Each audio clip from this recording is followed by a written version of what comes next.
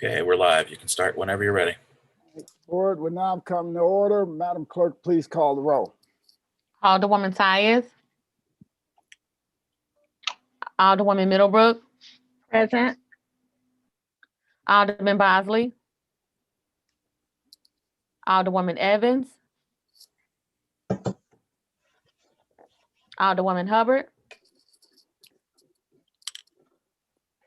Alderwoman Gracia. Alderman Coder. Here. Alderwoman Rice. Present. Alderman Gunther. Here. Alderman Vollmer. Present. Alderwoman Martin. Present. Alderwoman Grass. Present. Alderwoman Murphy. Here. Alderwoman Howard. Alderwoman Green. Alderman Oldenburg. Here. Alderman Rhodey. Alderman Todd. Rhodey is present. Sorry. Rhodey's present. Thank you. Alderman Todd. Here. Alderwoman Davis. Alderwoman Spencer. Present. Alderman Collins Muhammad. Alderman Boyd. Present. Alderman Vaquero. Present. Alderman Narayan. Here. Alderman Cone. Alderwoman Clark Hubbard. Here. Alderwoman Boyd. Here. Alderwoman Navarro. Present. President Reed. Here. Alderwoman Tyus. Alderman Bosley. Alderwoman Evans. Present. Alderwoman Hubbard. Alderwoman Gracia. Present. Alderwoman Howard. Alderwoman Green. Alderwoman Davis. Present. Alderman Muhammad. Alderman Cone. 22 present. Quorum being present, we are just so blessed today to be led in prayer today by Associate Pastor of Leonard Missionary Baptist Church and 19th Ward resident, Pastor Ruth Booker Phillips. Pastor,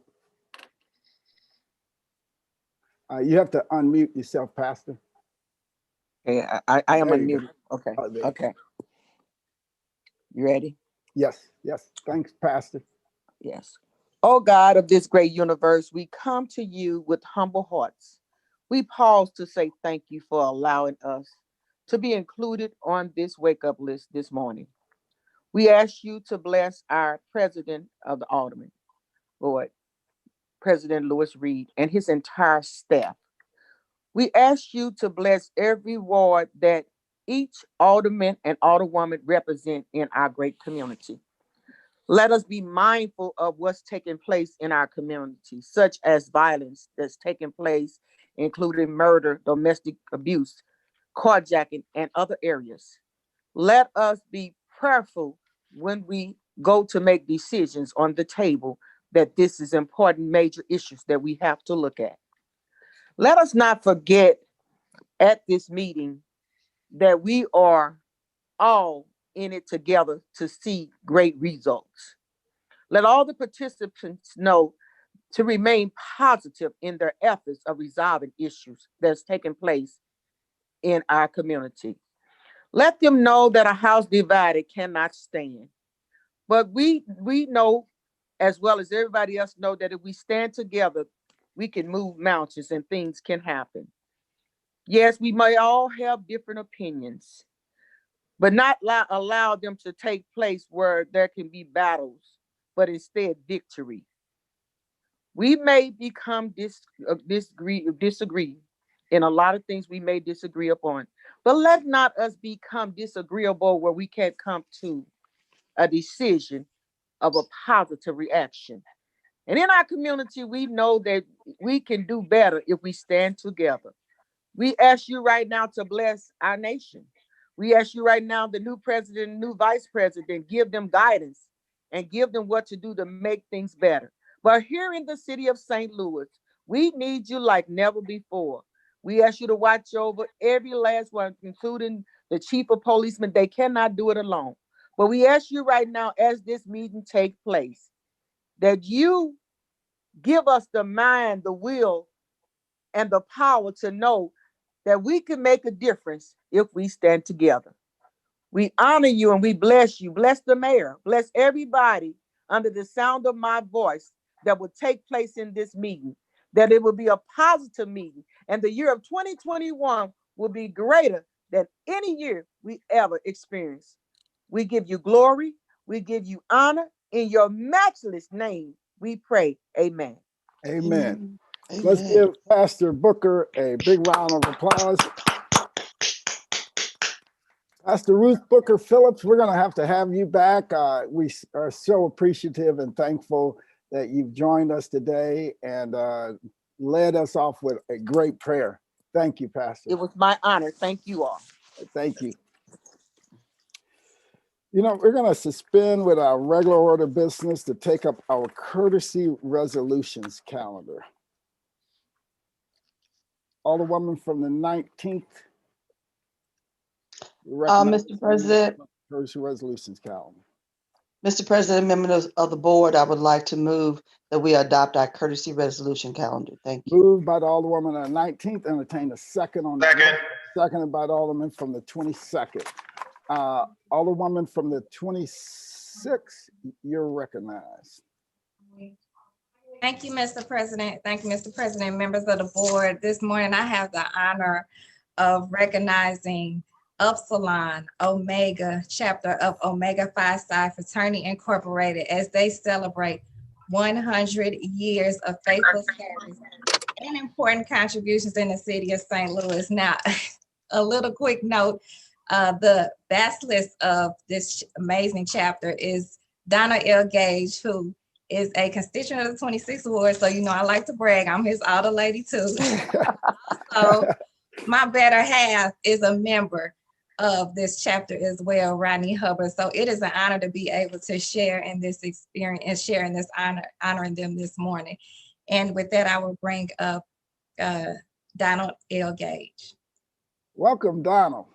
Welcome. You have to unmute yourself. And I'm trying. How you all There doing you go. today? Good morning. There you go. God's morning on this wonderful Friday. Uh, Excuse me for my attire. I didn't think I would come on this early in the meeting. I have to go change right quick. oh, that's all right. That's perfect. Go ahead. You look good. But your eyesight getting bad. On behalf of the great men, the Upsilon Omega chapter of Omega Psi Phi Incorporated, I would like to thank the city of St. Louis, the board of aldermen, for giving us this distinguished resolution. It means a lot because our chapter's definitely been doing a lot of work in St. Louis for the last 100 years. We have a great stalwart men who have done things in this city. The first African-American mayor was Freeman Bosley. He's also a member of our organization. Jimmy Edwards is a member of our organization. So we're privileged to receive this. And my alderwoman, I rocks with her. And thank you for allowing me to be at your meeting. Appreciate you. All right, Donald. Yeah, and you know, on behalf of the Board of Aldermen, I also want to send my special thanks and congratulations on all of the work that you all have done over the years. It's greatly, greatly appreciative. Alderwoman Shameen Clark Hubbard, thank you for bringing this resolution. This is, you know, I'm honored to have my name added to it. When you think about some of the things that that chapter does, they go out and work within the community each and every day to work to try to make positive change. and to be positive role models for a lot of our young African-American men that are, struggling, right? When you look at the unemployment rates amongst young African-American men in the city of St. Louis, it hovers sometimes upwards of 20%. So they need some hope, they need some guidance, and they need good positive role models. So thanks to all of you for what you continue to do to provide those things. Alderman from the 22nd. Thank you, Mr. President, members of the board. I certainly rise in support of this resolution. The Omegas are actually in the 22nd Ward, 3900 Goodfellow. They've been a blessing to our community. We have had some phenomenal Christmas parties there, going 15 years strong until coronavirus. We've had 22nd Ward meetings there for as long as they have been in our ward, and we certainly appreciate them and consider them a very valued partner in our community. So congratulations. I definitely want to be a co-sponsor on this, and look forward to a tremendous amount of blessings bestowed upon us from that organization in the future. Thank you. All right, thank you. Madam Clerk, please add the Alderman from the 22nd. Alderman from the 19th. Thank you, Mr. President. I would like to definitely have my name added as a co-sponsor, but let me just share with you and the rest of the community, this is an organization that goes above and beyond what I consider to be community involvement.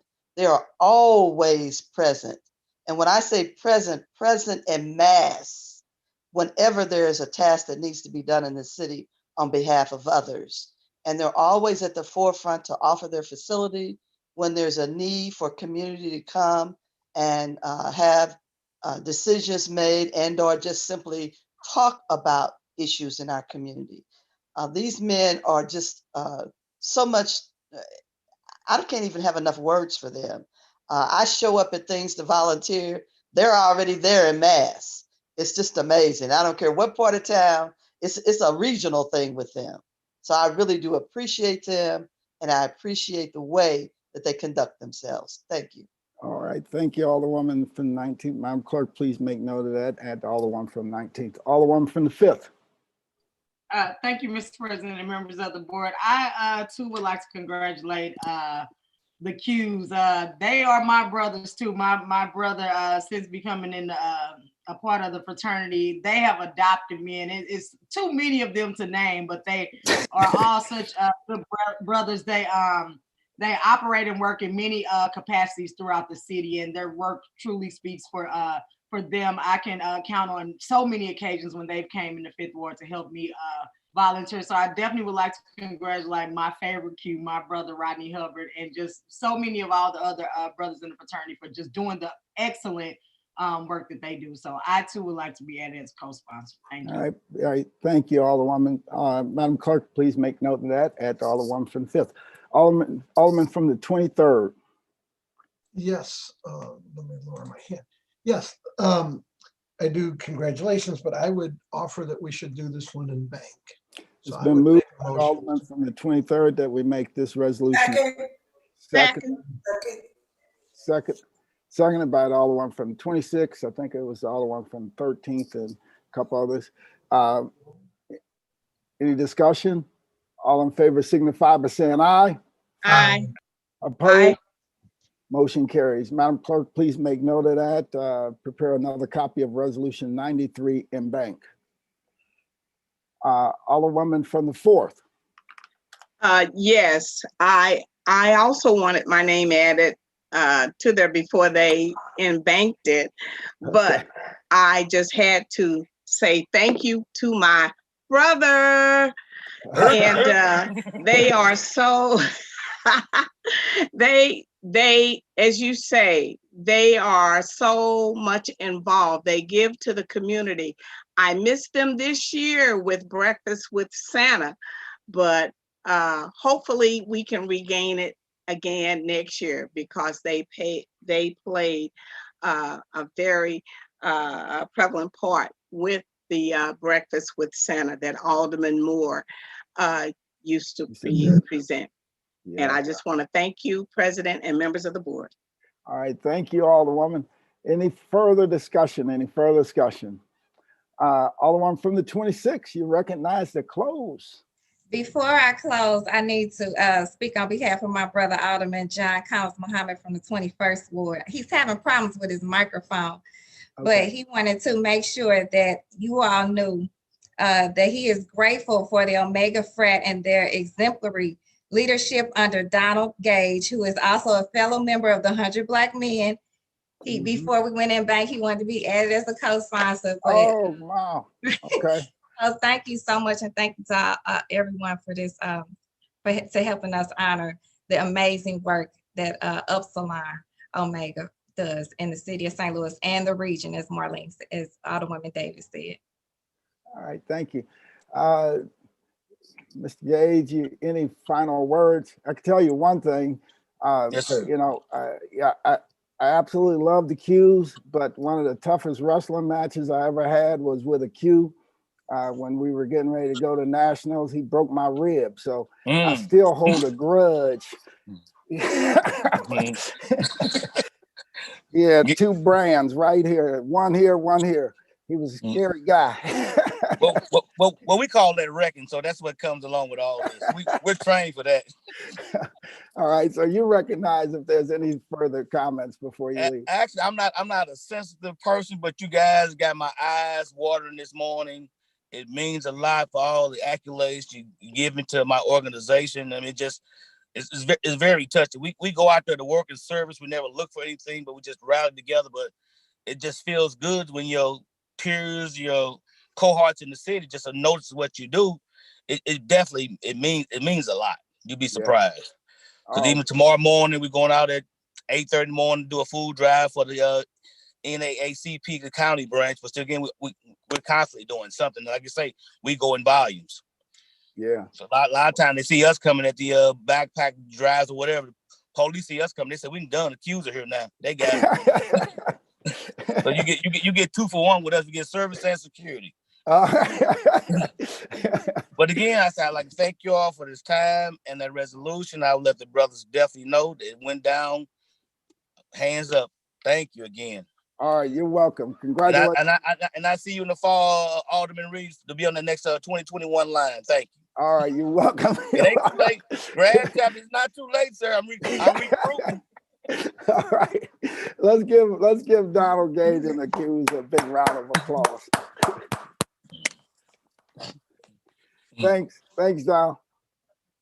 Thanks, brother.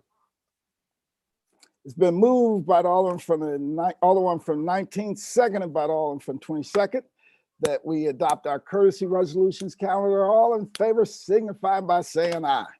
Aye. Aye. Aye. With that, motion adopted. With that, we will return to our regular order of business.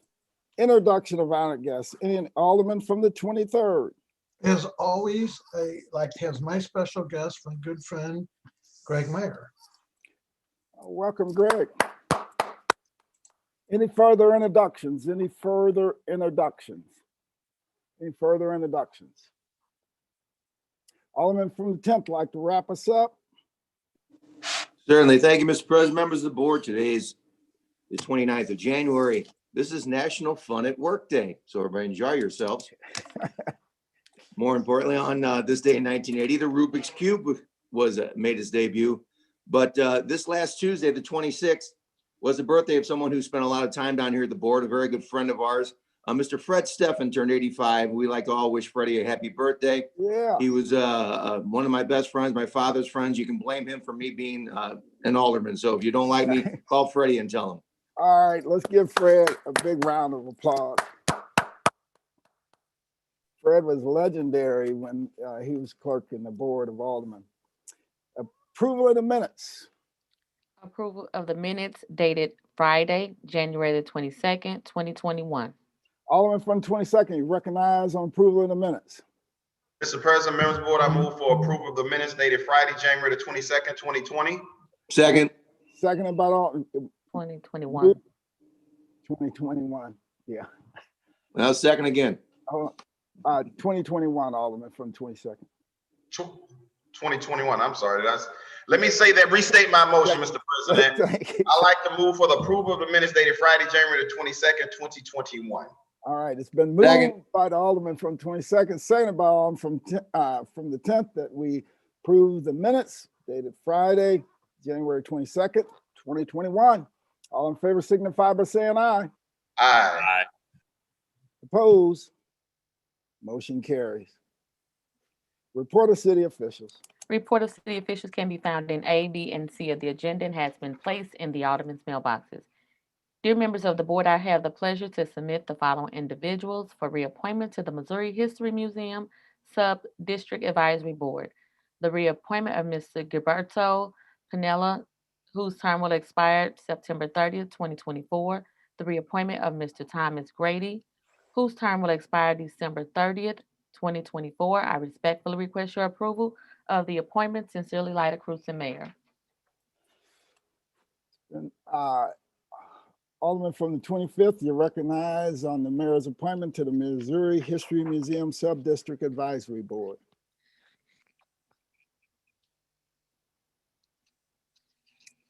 Alderman from the 25th.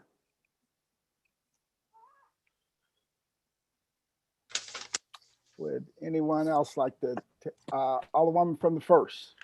I'm not, I was gonna ask a question. I can't sponsor it. I'm not in that. I didn't agree to do that. Mr. President, I'm There you present. go. Alderman from the 25th, you recognized on the mayor's appointment to the Missouri History Museum Sub-District Advisory Board. Thank you, Mr. President. I would like to refer the nominations over to the Parks Committee hearing. We actually have a meeting scheduled for 9 a.m. next Tuesday. Okay, it's been moved by the Alderman from the 25th. Second, entertain a second on that motion. Second. Seconded by the Alderman from 13th. Any discussion? All in favor signify by saying aye. Aye. Opposed? Motion carries.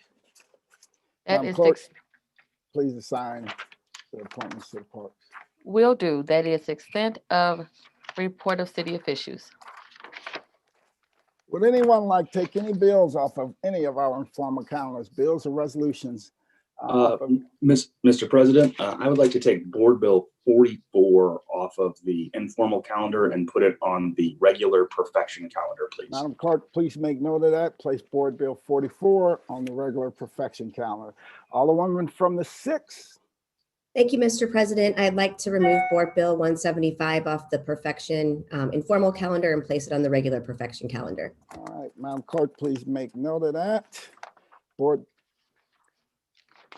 you said Board Bill 175? 175, thank you. 175, Madam Clerk, please make note of that. Place Board Bill 175 and Board Bills 44 at the end of the regular perfection calendar.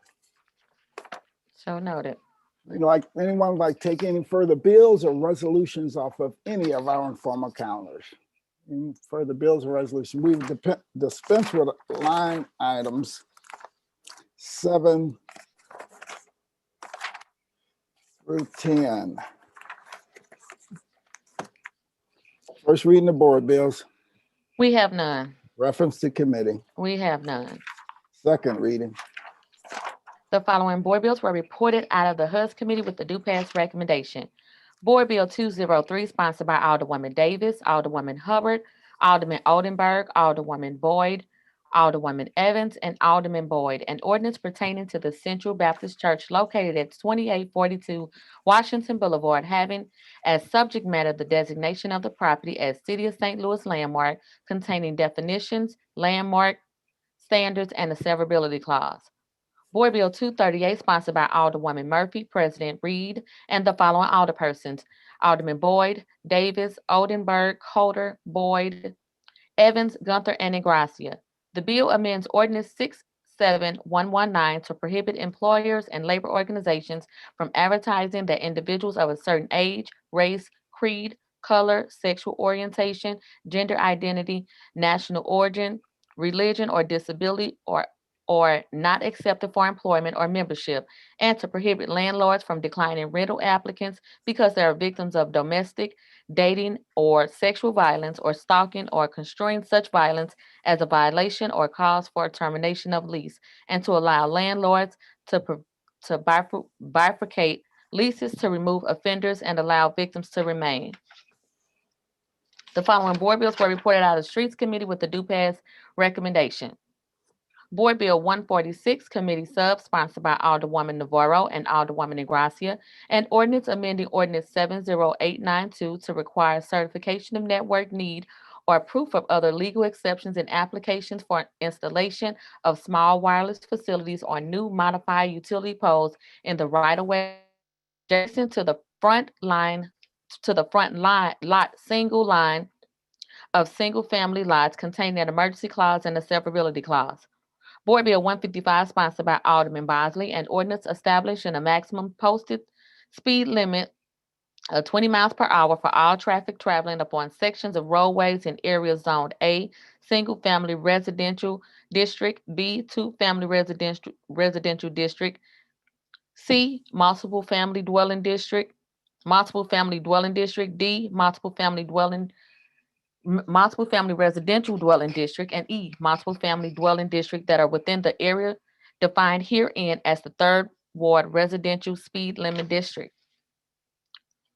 Board Bill 234, as amended, sponsored by Alderman Coder, an ordinance authorizing and directing the treasurer of the city of St. Louis, acting in her capacity as the supervisor of parking, to enter into a real estate sale contract to sell 1014 Spruce QOZB LLC, certain real estate belonging to the city of St. Louis located in City Block 0434 and generally known as 1014 Spruce, authorizing the treasurer and other city officials to enter into a parking license, memorandum of license, and a development agreement, and granting such further authority to take further actions as are necessary to effectuate real estate sale contract and contain a severability and emergency clause.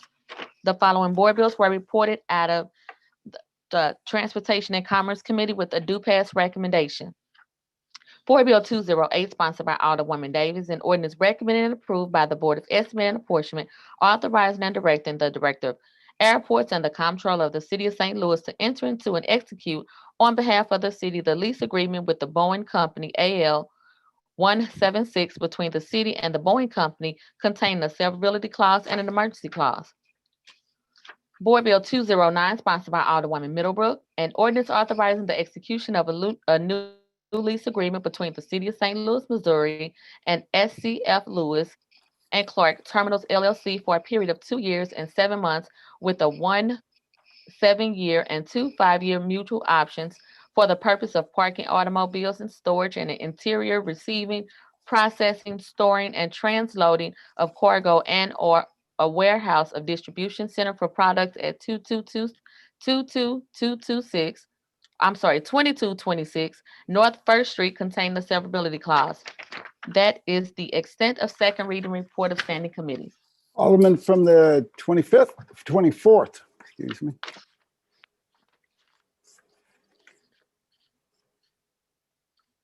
Alderman from the 24th, did you want to suspend for Board Bill 146 committee substitutes? I was told.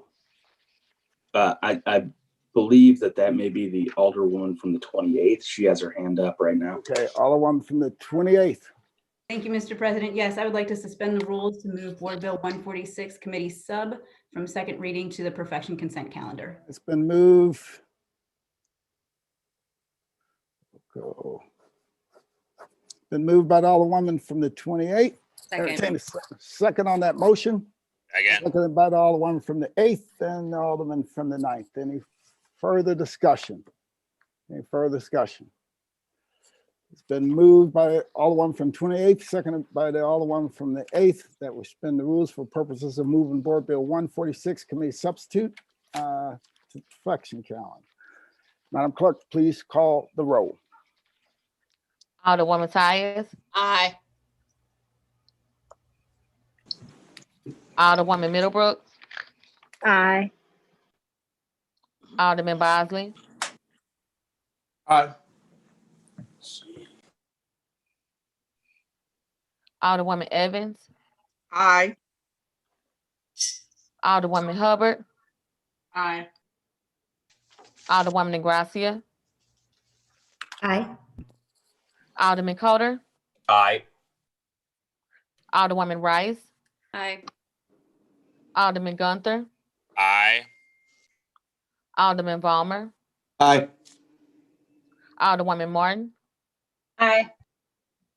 Alderwoman Grass, Aye. Alderwoman Murphy, Aye. Alderwoman Howard, Alderwoman Green, Aye. Alderman Oldenburg,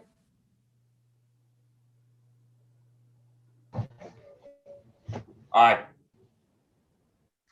Alderman Rhodey, Rhodey's aye. Alderman Todd, Aye. Alderwoman Davis, Aye. Alderwoman Spencer, Aye. Alderman Collins Muhammad, Alderman Boyd, Alderman Vaccaro, Aye. Alderman Narayan, Aye. Alderman Cone, Aye. Alderwoman Clark Hubbard, Aye. Alderwoman Boyd, Aye. Alderwoman Navarro, Aye. President Reed, Aye. Alderwoman Howard, Alderman Muhammad, Aye. 28 aye votes. I vote stay in motion of Alderwoman from the 28th and suspend the rules for purposes of moving Board Bill 146 committee substitute to perfection. Alderman from the 3rd. Thank you, Mr. President. I'd also would like to suspend the rules to move Board Bill 155 to the perfection consent calendar. It's been moved by the Alderman from the 3rd. Second. Seconded by the Alderman from the 22nd. Thank you. Are there any other bills that people will want moved because we can just add them to this suspension? Are there any other bills that people will like moved? Mr. President, Yeah, Alderman from 19th. you know, I want to have, I'm losing my voice. I want to have my board bills for transportation and committee move forward, but I'm going to take a moment and get all the numbers together while somebody else goes before me. Okay, I believe it's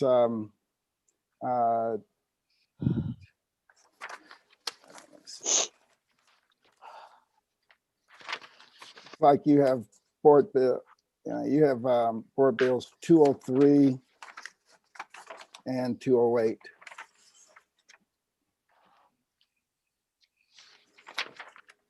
All right, but any further discussion on the current motion? Any further discussion?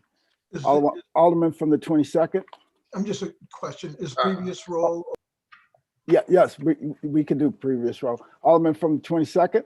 Yes, Mr. President, would it just be easy for all bills that on the second reading calendar be moved to the perfection calendar or perfection informal calendar? Yes, it'd be easier if as long as everybody who has bills on that calendar would want them moved. So let's just go through them real quick.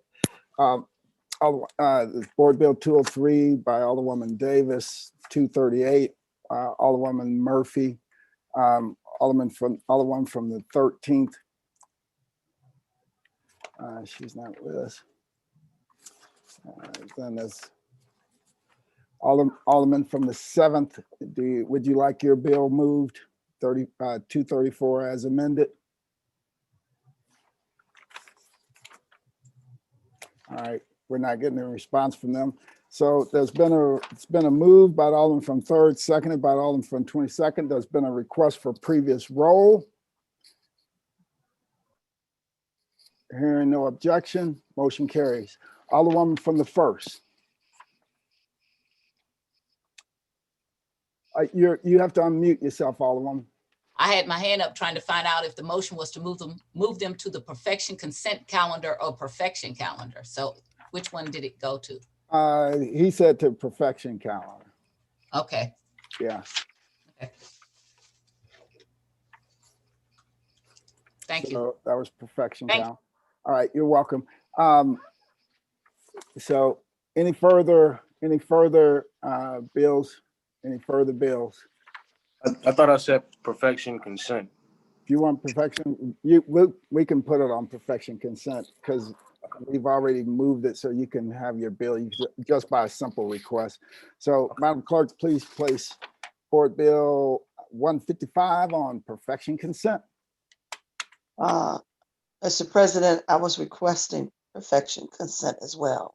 Okay, we didn't include yours because I was waiting for a response. So if you would like to make the motion right now for board bills, we have 203 for you and 208. I'd like to request board bills 203 and 208 be moved to the perfection consent calendar. And 208.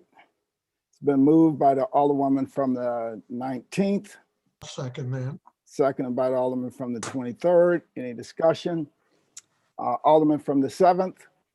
Thank you, Mr. President, members of the board, and I apologize if this has already happened, but I would request to move. We can add your bill 234 as amended. Yes. Yeah, Madam Clerk, please add 234 as amended to the previous motion. Thank you. All right, any further bills? All right, so for this motion, it's 203, 208, and 234 as amended to the perfection consent calendar. It's been moved by the Alderman from the 19th, seconded by the Alderman from the 23rd. Is there a request for previous roll? Previous roll. Been a request for previous roll. Hearing no objection, motion carries. Madam Clerk, please make note of that. Place 203, 208, and 234 as amended on the perfection consent calendar. So noted. Right.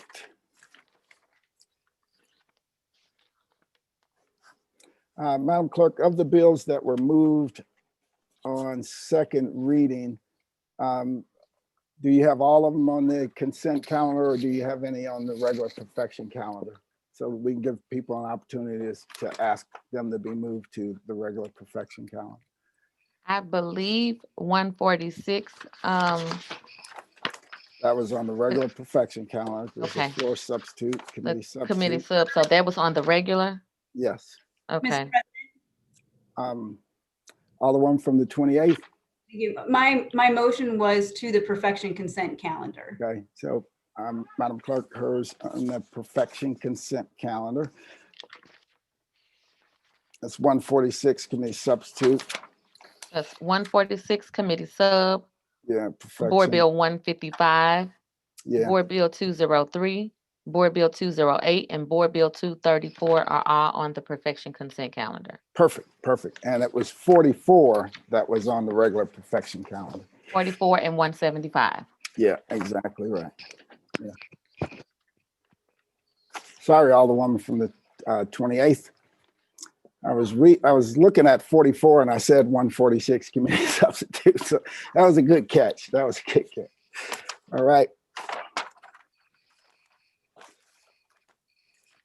We dispense with line item 14, perfection consent. Board Bill 217, sponsored by Alderwoman Davis, an ordinance approving a redevelopment plan dated January the 26th, 2021 for the 3601 through 3609 Lindell Boulevard area. Board Bill 169, sponsored by Alderwoman Martin and Alderwoman Navarro, an ordinance recommended by the Board of Estimate and Apportionment authorizing the City of St. Louis by and through the Board of Public Service to accept Missouri Department of Natural Resources Air Pollution Control Volkswagen Trust Awards for the VW Trust Grant Program for $423,000 contained an emergency clause. Board Bill 210, sponsored by Alderwoman Davis, an ordinance approving the amended petition related to the Olive West Community Improvement District finding the public purpose therefore and containing a severability clause and an emergency clause. Board Bill 211, sponsored by Alderwoman Middlebrook, an ordinance approving a petition to establish the Clarence Broadway Community Improvement District, finding a public purpose therefore and containing a severability clause and an emergency clause. Board Bill 219, Committee Sub, sponsored by Alderwoman Howard, an ordinance approving a petition to establish the 4350 South Kings Highway Community Improvement District, establishing the 4350 South Kings Highway Community Improvement District, finding a public purpose for the establishment of the 4350 South Kings Highway Community Improvement District, making certain findings with respect thereto, authorizing certain other actions of city officials, and containing a severability clause and an emergency clause. Board Bill 236, sponsored by Alderman Collins Muhammad, an ordinance amending Ordinance 7152, approved December 18, 2020, changing the initial rate of levy set forth in Section 1, Paragraph B to 75 cents, and changing the election date set forth in Section 10 to April 2nd, 2021, changing the initial rate of levy set forth in Section 10 to 75 cents, and placing the ordinance number, the date of its approval, and the board bill number in the official ballot language set forth in Section 10 and containing an emergency clause. Board Bill 222, sponsored by Alderwoman Clark Hubbard, Alderwoman Ingracia, Alderman Narayan, Alderman Gunther, Alderwoman Rice, Alderman Vaccaro, Alderman Rhodey, and Alderwoman Davis. An ordinance prohibiting discrimination in employment and housing decisions, including without limitation hiring, advancement, and compensation, and discrimination in housing practices based upon an individual's hairstyle, protective style, or natural or cultural hair texture or style. Board Bill 146, Committee Sub, sponsored by Alderwoman Navarro and Alderwoman Ingracia, an ordinance amending Ordinance 70892 to require certification of network need, or proof of other legal exceptions in applications for installation of small wireless facilities on new or modified utility poles in the right-of-way adjacent to the front line of single-family lots, and contain an emergency clause and a severability clause. Board Bill 155, sponsored by Alderman Bosley, an ordinance establishing a maximum posted speed limit of 20 miles per hour for all traffic traveling upon sections of roadways in area zone A, single-family residential district; B, two-family residential dwelling district; C, multiple-family residential dwelling district; D, multiple-family residential dwelling district; and E, multiple-family dwelling district that are within the area defined herein, the Third Ward Residential Speed Limit District. Board Bill 203, sponsored by Alderwoman Davis, Alderwoman Hubbard, Alderman Oldenburg, Alderwoman Boyd, and Alderwoman Evans, and Alderman Boyd.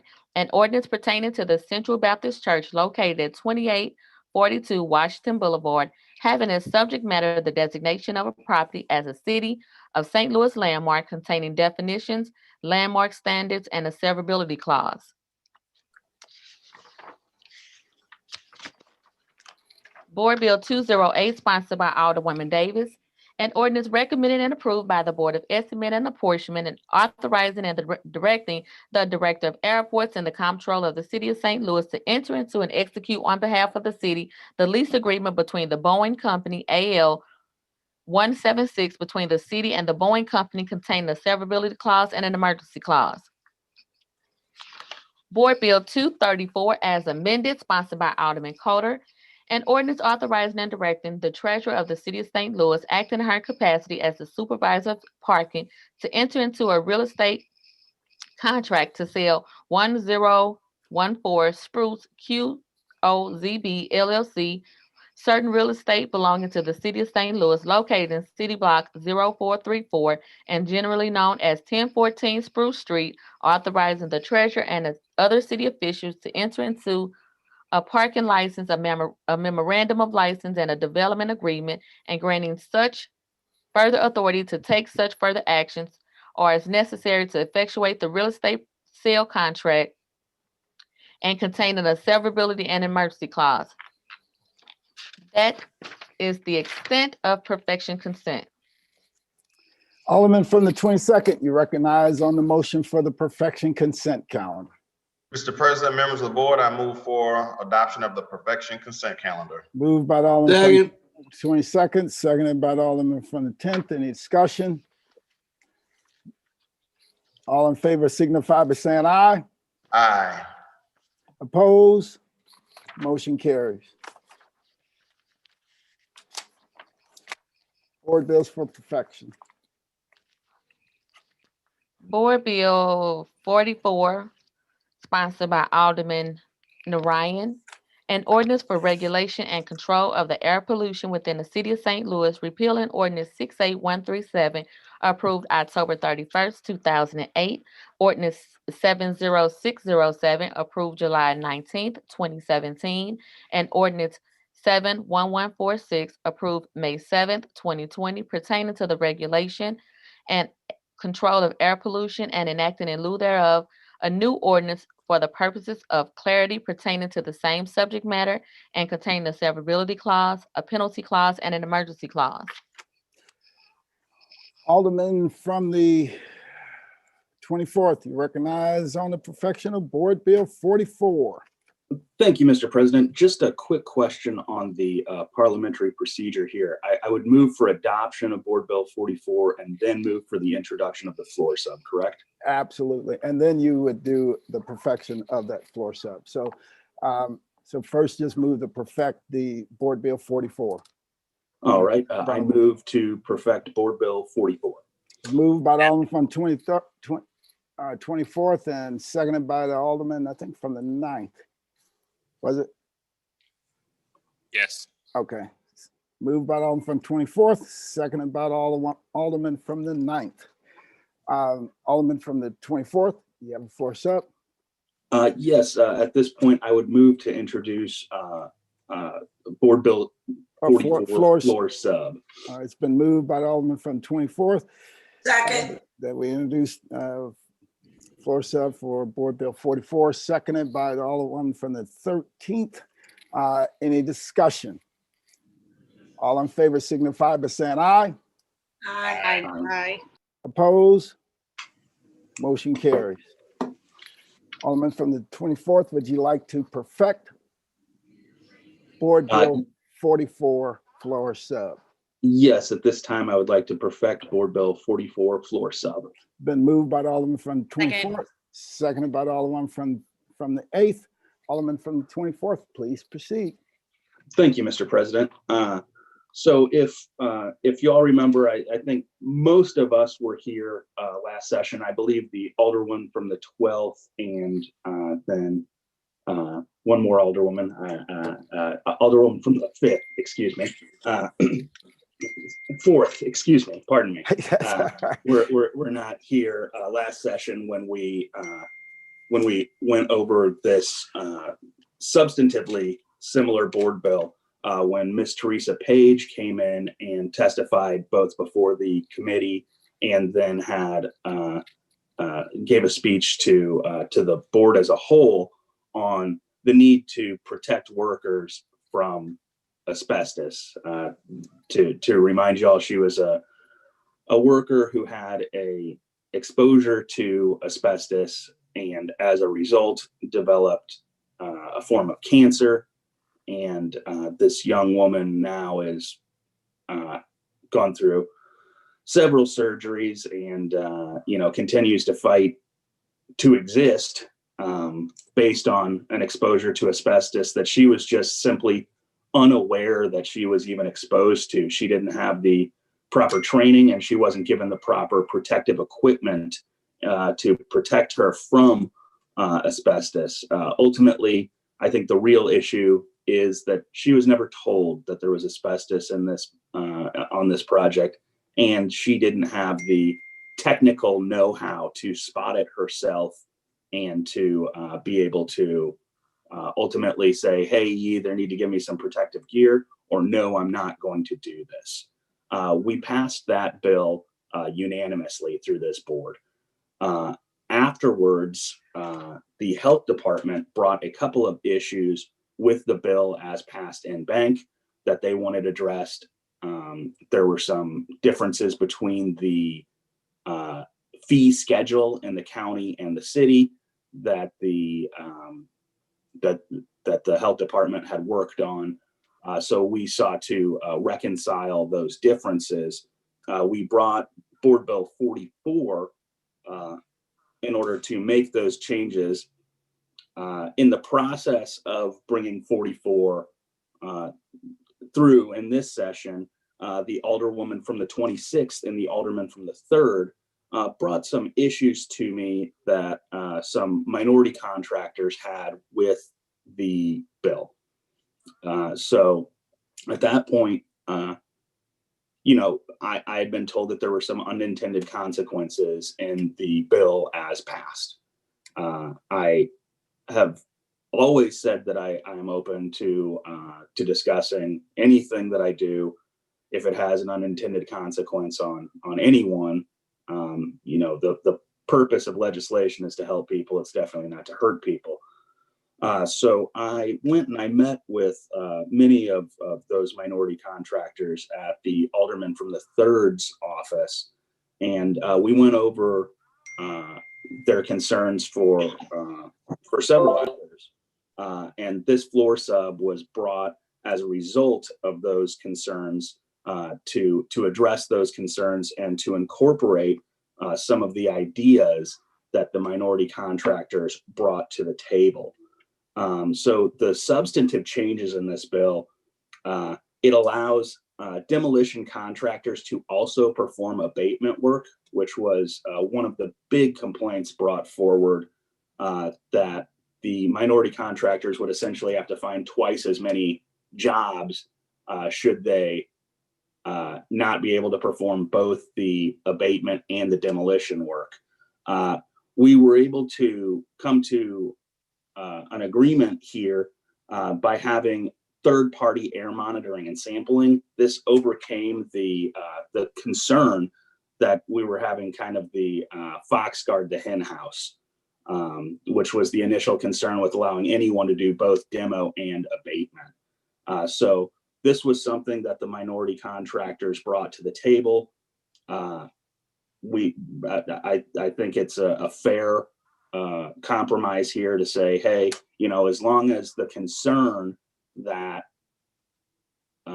someone would be able to game the system is addressed, I'm fine with that. I think that that's a totally fair compromise. The health department also had some issues with the size of some of the jobs. So this floor sub will exempt abatement work from an apprenticeship requirement when there's less than 160 square feet, 260 linear feet, or 35 cubic feet of asbestos containing material. This was a change at the request of the health department.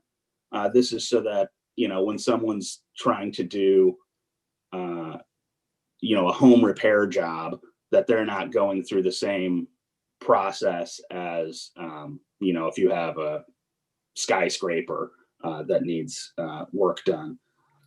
So on that apprenticeship requirement, that apprenticeship requirement was one of the bigger hangups in those discussions, frankly. Currently under the law, that apprenticeship requirement is in place. Now, one of the big issues brought to me by the folks at that group was this apprenticeship requirement. They thought that, you know, it wasn't fair to require them to go to through an apprenticeship, given the size and scope of the jobs that they were doing. When we then discussed the idea of putting in, you know, some sort of ceiling, they said, well, we want to be able to grow our companies too. And I heard that you never want to feel like there's a ceiling above you and how big you can grow your company. But the underlying purpose of this bill was to ensure that workers were getting good protection and a good understanding of what they were working with. And the best way to do that is through apprenticeships. So we're shifting the exemption well, we're adding an exemption, I should say, for the apprenticeship language that any project under $75,000 will be exempted from the apprenticeship requirement for asbestos abatement. The average demo project in the city is $27,000. So this threshold is roughly 3 times the amount of the average job. I think that this is a fair compromise. The larger the job, the more asbestos it can be present, and the more danger that asbestos poses to the general welfare of the community. Additionally, that $75,000 limit mirrors the Missouri prevailing wage law. So one of the other changes that the health department requested was that we get rid of what was called a final air clearance monitoring requirement, which the health department indicated that due to the dilapidated nature of some of these properties, that final air clearance would be difficult, and there would be dust and debris that would complicate that final air clearance monitoring.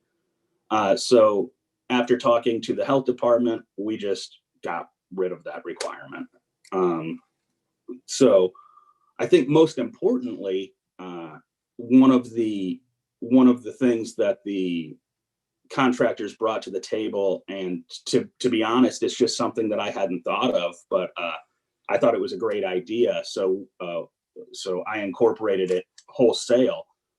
Currently, when the city does bids for demolitions, they require the demolition and abatement contractor to carry all asbestos and abatement removal costs. This contractor group pointed out that this was a huge problem for them because they currently have to bid these projects blind. So they do not know the extent of the asbestos that may be present on these jobs. So they're put in kind of a pinch where they have to keep their bids low to win the contract. But if they're too low, then they can't cover all the costs of the abatement and demolition. So that puts them in a really tricky position where either they're busting their butts doing work and not getting paid, fair wages for the work that they're putting in, or else they're incentivized to turn a blind eye and maybe not see some of the asbestos on the job, which means that the asbestos isn't going to be discovered, and then it's not going to be disposed of properly. It's not going to be demolished properly. So this group proposed that the city first, before the bids get made, do asbestos inspection and sampling. Currently, we have contracts with companies to do these inspections. I thought it was a great idea, so we just added it wholesale. And ultimately, that really sums up the changes that were made to this board bill. I think that there is a lot of good conversation that came out of it, a lot of tough conversation, frankly, and I'd ultimately like to thank the alderman from the 26th and the alderman from the 3rd for helping to facilitate these conversations. I know that at the end, we may not see 100% eye to eye on it, but I think that there's a lot of fair compromises here, and I would ask for your favorable support. And with that, I'll yield to any questions. All right, thank you. Alderman from the 26th, you're recognized on Board Bill 44, flourish substitute. Thank you, Mr. President and members of the board, and thank you, Alderman Narayan. Yeah, we did have some conversations. We brought them actually to the full African American Black Caucus. We had one meeting there first about it, and I thank you for addressing the concerns, and I understand that some agreements were made. But even with the sub, there are still some concerns, most importantly with the $75 cap, which is the word, I'll use the word you referenced, a ceiling. It is a ceiling on minority contractors in the city of St. Louis. And I just don't think that at this time, with our efforts to move towards racial equality in the city of St. Louis, that this sends a message that we are in support and working with that. So again, I thank you. I thank you for our conversations. You always answer all my questions about it. I'm learning about it. I did hear about it from my constituents who are minority contractors in the city of St. Louis. And on behalf of them, I just have to now still stand in opposition of this bill. This is not against Teresa Page in any way, because I still keep in contact with her. She's doing amazing. And it's definitely not against unions, because I'm not anti-union.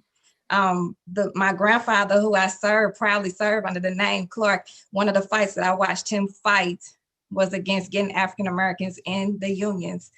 And like my father, which is now the Plumbing and Pipe Fitters Union. So unions, I've always supported the unions, but I have to also stand on grounds of supporting racial equity and equality in this city and where I stand. And so I just have to stand and make sure my voice is heard in opposition of this still. Thank you for the considerations and everything you made, but I'm still in opposition of this bill this morning. Hey, thank you. Alderwoman from the 23rd, his hand was up. He may have taken it down, so we'll go to the Alderwoman from the first. Alderwoman from the first. Thank you, Mr. President and members of the board. If the Alderwoman from the 26th would yield. Alderwoman from 26 will yield to the Alderwoman from the first. Yes. Alderwoman from the first, please proceed. The Alderman from the 24th sent me over this bill yesterday. I don't, if you all watched any of the rules, I think you were part of it. We had a 6-hour meeting or so yesterday, and I actually got up 4 hours, got up at 4 o'clock in the morning because we had so many board bills in the Rules and Resolution Committee. But I didn't hear what you said while you were still opposed to it. So I wanted to hear that again, because I remember initially I'm the person that raised objection because I heard from one of the Black contractors about her concerns on the floor, and we end up sending the Alderman to the 24th.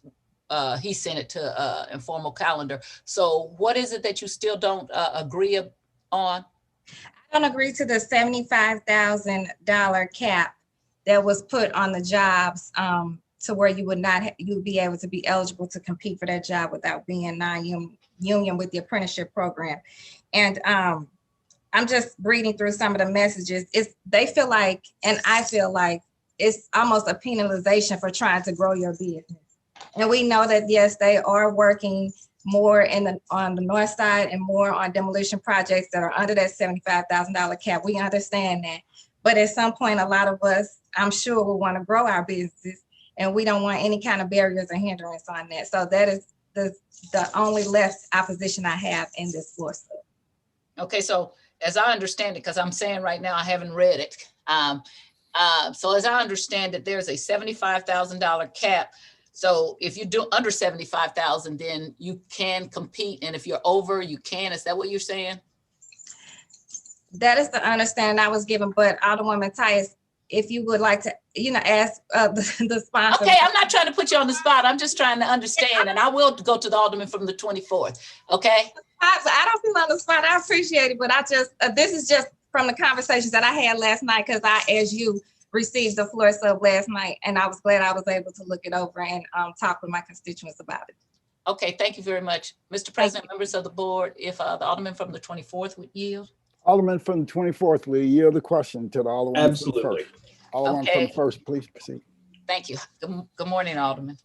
Morning. So I am, and you sent this to me last night, and I told you my story, okay? If you see all these dark circles under my eyes, that's from 2 days or 3 days in a row trying to move the calendar. We had 50-something bills in there. So could you maybe point me to, explain to me the objection that the Alderwoman from the 26th is making, and maybe where it is in this board bill? Sure.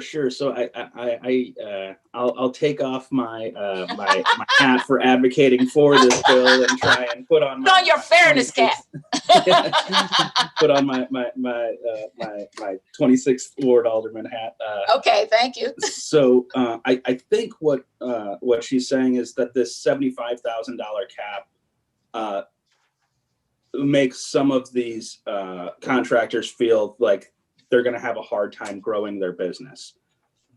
Ultimately, I disagree with that. I wouldn't even call this really a cap because this is per job. It's not overall. You could do 500 jobs a year under this $75,000 threshold.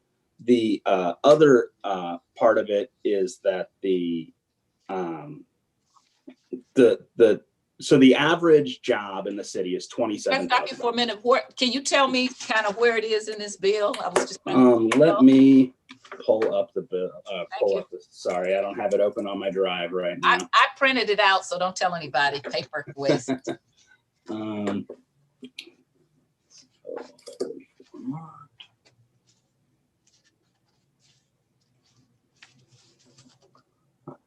Sorry, I'm going through this red line right here.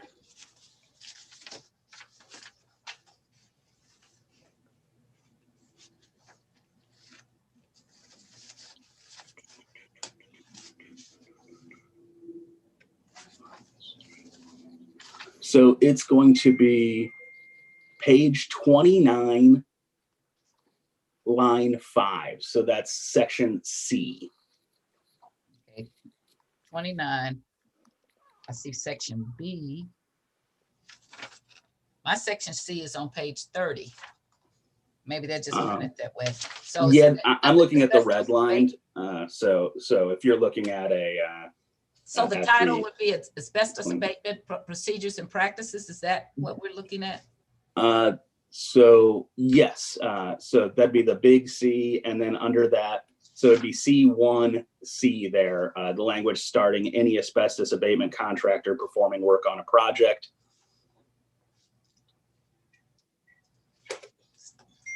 So when I look at C1, I only have, oh, C is in red. Okay. All right. Thank you. Yes, ma'am. And so that, I guess there's two more issues there. So that $75,000 cap, as I stated earlier, the average demolition job in the city of St. Louis is a $27,000 job. So this allows actually for a job substantially larger than average. And the folks that are doing the largest demolition jobs in the city are exactly the folks that we want to have their employees have gone through these apprenticeship programs. Additionally, I think maybe a misunderstanding here is that these apprenticeship programs have to be union apprenticeship programs. They certainly do not. Anyone is able to go to the Department of Labor and set up an apprenticeship program. You just need 2 trustees to sign some paperwork and lay out what your training is going to be, how you're going to do it. It's all pretty clearly laid out on the Department of Labor's apprenticeship website. So some of the pushback that I've heard on this is that this is trying to force people into the union. It's not. It's trying to ensure that people who are working on these jobs have a solid understanding of the dangers that they face and that they know that they need proper protective equipment.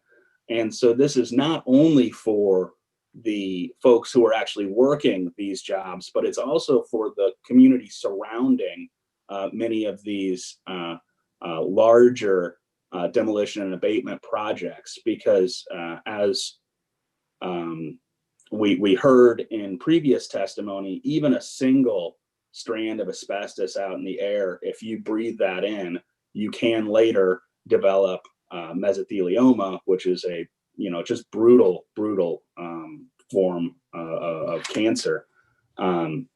So I think that this $75,000 threshold it's a compromise, certainly. Right now, the threshold is $0. So we took these concerns into account and said, hey, you can do jobs, you can do most of the jobs that you're doing right now. When I talked to them about the average job they were doing, it was mostly homes and things that would be exempt under the board bill anyway. However, they wanted to be able to ensure that they could grow their company without having to go through this apprenticeship program immediately.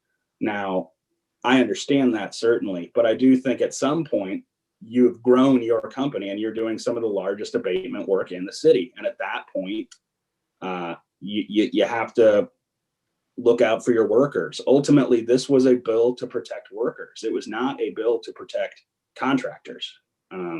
This was a bill to ensure that workers were educated and that workers were provided with the proper safety gear, and that the community as a whole would be safer as a result of the demolitions and abatements surrounding them, because those workers would know what they were doing.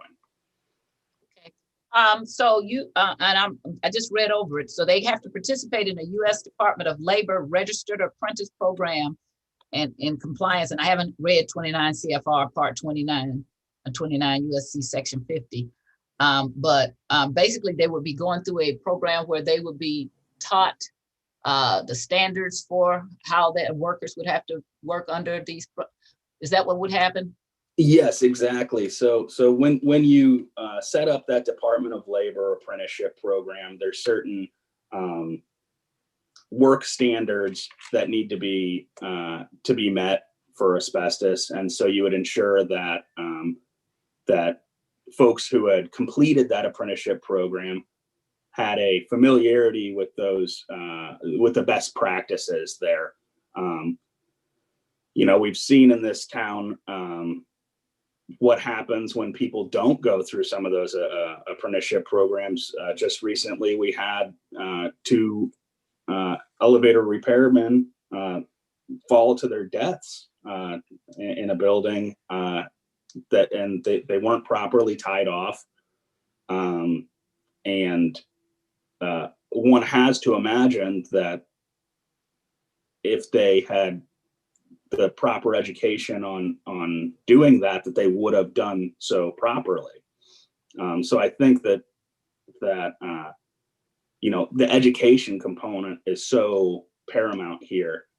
We heard from Miss Page that she would have never done that work had she known that she was working with asbestos, had she known that the mask provided for her wasn't going to be sufficient to protect her. The other thing that apprenticeship program then does is you can take that certificate that you get there and you can take that anywhere in the country. That's yours.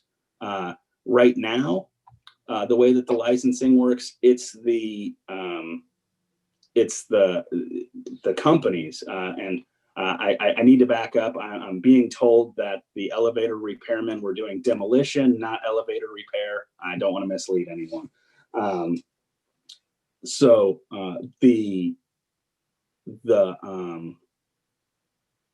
I think that the education component is just paramount when it comes to worker safety and when it comes to the safety of the community as a whole, when you're talking about something that just can be blasted out into the air. Okay, so right now, our rules is everybody who does under $75,000 doesn't have to do this, or is it just minority contractors? What is the process right now? So right now, currently, under the board bill that was passed last session, anyone doing this work has to pass through one of these apprenticeship programs. So that's why ultimately I thought that this was a fair compromise, because going from anyone has to anyone who's doing under 3 times the average abatement work has to is a pretty large jump that allows all of these companies to continue doing what it is they're doing without going through the apprenticeship program. And like I said earlier, you can do 500 jobs a year if they're under $75,000, and the average demo and abatement in St. Louis is $27,000. So there's, if you're looking for the work, there's plenty of work to be had there. Do we at some point, so, and I told you this, my uncle worked in a Ford plant up in Michigan, and he died of mesothelioma from asbestos exposure a few years ago. So my concern about the workers is that, do we at some point see ourselves slowly making it for everything? Because I do want the Black businesses to grow. I do that, but that's like saying let a restaurant grow, but only pay your workers $1 an hour or whatever. You know, there is a balancing there. So do you anticipate at some time we would maybe lower this threshold? Because as you said, if we're doing up to $75,000, and if you do 50 at $50,000, you're exposing your workers. Okay. I couldn't agree with you more. And then my question on the other side though is this program, and I don't know enough about it. Is it a lot of times with small, especially I can talk to Black businesses, when we talk about all you have to do is just this, it really is very cost prohibitive a lot of time. It's time prohibitive because small businesses, a lot of time, the owner is the person that's doing it. And so if you have to go through training, then that's taking you off of doing the job. So do you know what this program is like? Yeah, my understanding from talking to folks who know more about it than I do, frankly, is that it's roughly a week's worth of both in class and on site training, and that, you know, it doesn't have to be your company's apprenticeship program. So if you have Tyus Demolition, you don't have to have the Tyus Demolition apprenticeship program. You can go through any apprenticeship program recognized by the Department of Labor and meet this requirement. So you could go, any one of these contractors could set it up, or a group of them could, or a trade industry could come together to do this. There are various ways of actually getting there. And ultimately, as I stated previously, if I work for Tyus Construction and I'm doing my demo work, and I get this apprenticeship, then I can go work at Bosley Construction, and I have that certificate. It's mine. I can take it anywhere. And so that also ultimately helps the worker. So is it right now that the only people in the city of St. Louis that have those apprenticeships are unions right now? Do you know the answer to that?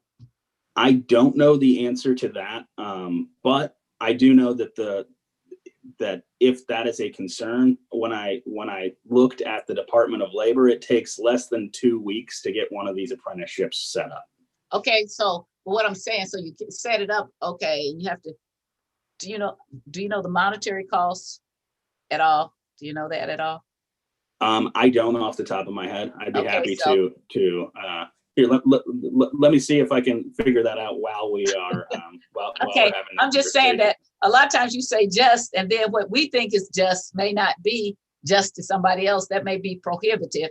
And a lot of times the unions, which I am pro-union, but I'm also pro-African-American businesses. And so a lot of times they have things set up and control it. I know when I was the chair of public safety, as soon as I got to be the chair of public safety, I got picked up by then former Tracy, what's her name? Stacy Alderwoman Triplett.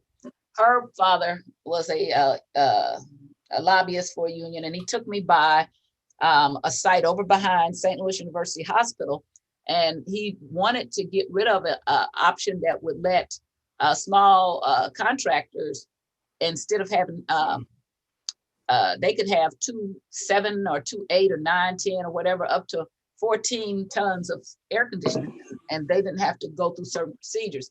And he was trying to tell me, he showed me that there were some other people from another country working, and he wanted to get rid of that. But when I called the black contractors, they said, if you get rid of that, then that will put us out of business, because that's mostly what we do. And so sometimes I think the unions have a corner on stuff, and they don't see how it's affecting. So, right. So I just heard back. So there's no cost to establishing the apprenticeship program. The only cost would be if they chose to use an attorney to help set it up. But they are not required to use an attorney to set it up. Okay. And then you said the program is only a week, did you say, or 2 weeks? Yeah, I think it's about a week of both on the job learning and then classroom learning.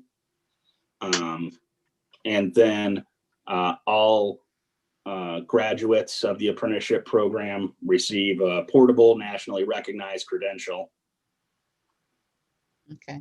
I'm not gonna ask any more questions, because I want to try to hop on and see if I can read part of 29 CFR, because I don't really understand if there's not any cost, why they would be opposed, why is the opposition to that? And maybe somebody else, I see Alderman Bosley's hand is up, so maybe he could make me understand why they would be opposed to that. Mr. President, I have no further questions. Thank you. Thank you. All right, thank you. Thank you. Alderman from the 3rd. Alderman from Thank you, Mr. 3rd. President. With Alderman Ryan Yield. Alderman from the 24th, we yield to the Alderman from the 3rd. Absolutely. Alderman from the 3rd, please proceed. Thank you. I definitely appreciate the work. You definitely have been making a great effort to try to figure out how we can make this an amicable solution for everybody. So, definitely appreciate the work you've been doing. Of course, this is it's never ending trying to make everybody happy, because you'll always disappoint somebody in the long run at some point in place. But we want to try to find like a level place where we all can at least see that we got a little bit here and there. So once again, I do see you made good strides towards doing those things. The last time we did have the discussion, we had a very long conversation about this on during our board session. There are some specific changes that me and you spoke about in particular just a few days ago. Can you just speak about those particular changes so they can be on record for those individuals who feel like they are affected and may have not had this conversation since getting this last piece? Because I did just receive the board bill from you yesterday, and we know we got a lot going on, so we want to at least kind of explain what the differences are, because people haven't had a chance to really digest it. Sure. So the biggest changes as they pertain to, I guess for the sake of this, I'll leave out the changes that were put there for the health department, unless you'd like me to address those as well. I guess the first ones to address are, I would appreciate if addressed the ones in particular that we met about that needed to be changed based on what those businesses in the room felt like had occurred that impacted them. Sure. So the most important change, I guess, would be that under the existing legislation, a entity cannot do both demolition work and abatement work on the same job.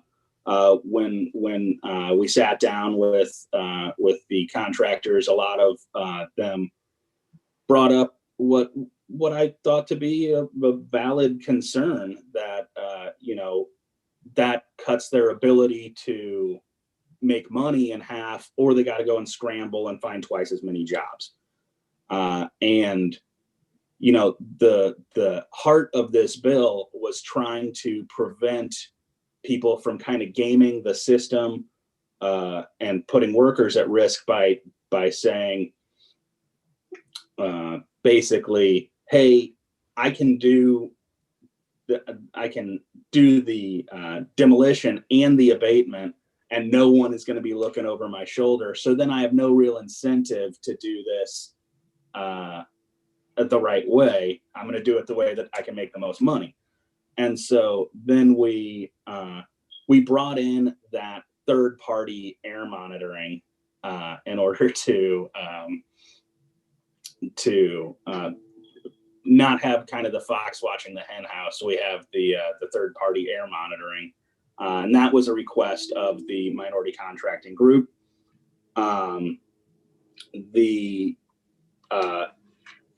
Another issue that the minority contracting group had was the apprenticeship requirement just in general.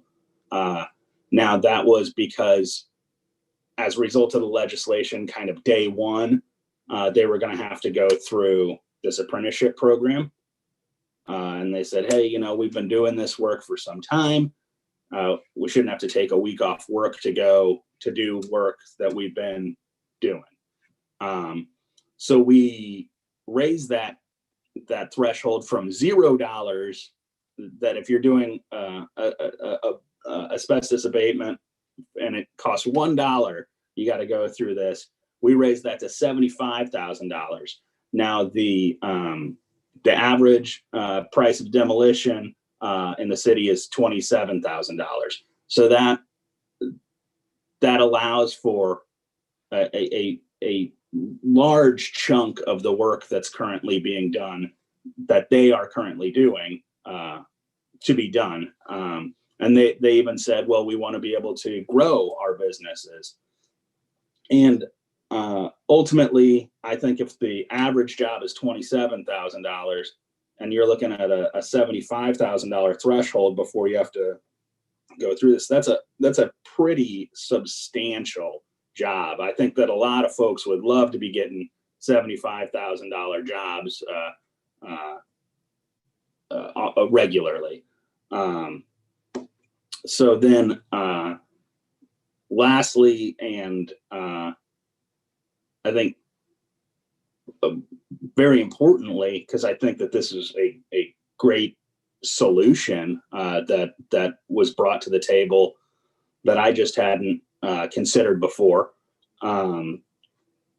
Right now, when the city bids for demolitions, the demolition contractors, they carry the burden of the cost of all asbestos abatement and removal costs. Right now, it's a blind bidding process. So they're not sure what they're getting into. They're just looking at this building and going, okay, well, I can do it for X. I can do it for Y, but they're not actually sure if there's asbestos present in that building. They're looking at old building permits. They're looking at the era that the building is from and trying to kind of make educated guesses on what's inside of those walls. And it's an untenable position for them. And I would not like to be in a position where I had to make a blind bid on something and then either, because there, of course, anytime you're bidding something, there's an incentive to come in with a low bid so you get the work. But if that bid is too low because you didn't anticipate the amount of asbestos present, then you have a real incentive to kind of turn your head the other way, because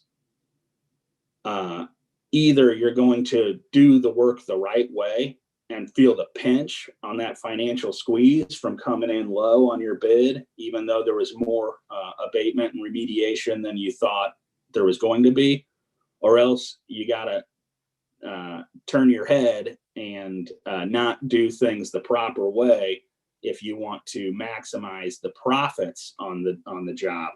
And so this puts smaller contractors in a hard place. And so now under this floor sub, the city of St. Louis would be doing the testing prior to putting the demo project out for bid. So those contractors would know the asbestos present and they could take that into account in their bid, so that they don't have an incentive to underbid for the amount of asbestos present, or to try and cover for asbestos that's not there and come in with a high bid. So this will allow them hopefully to streamline the bidding process and to make bids that are more in line with a breakdown of what they would like to actually be paid for their work and what they're comfortable bidding. Okay, and so I definitely appreciate that. There was also some concern about that apprenticeship piece that you touched on. That would also cause some harm to some businesses.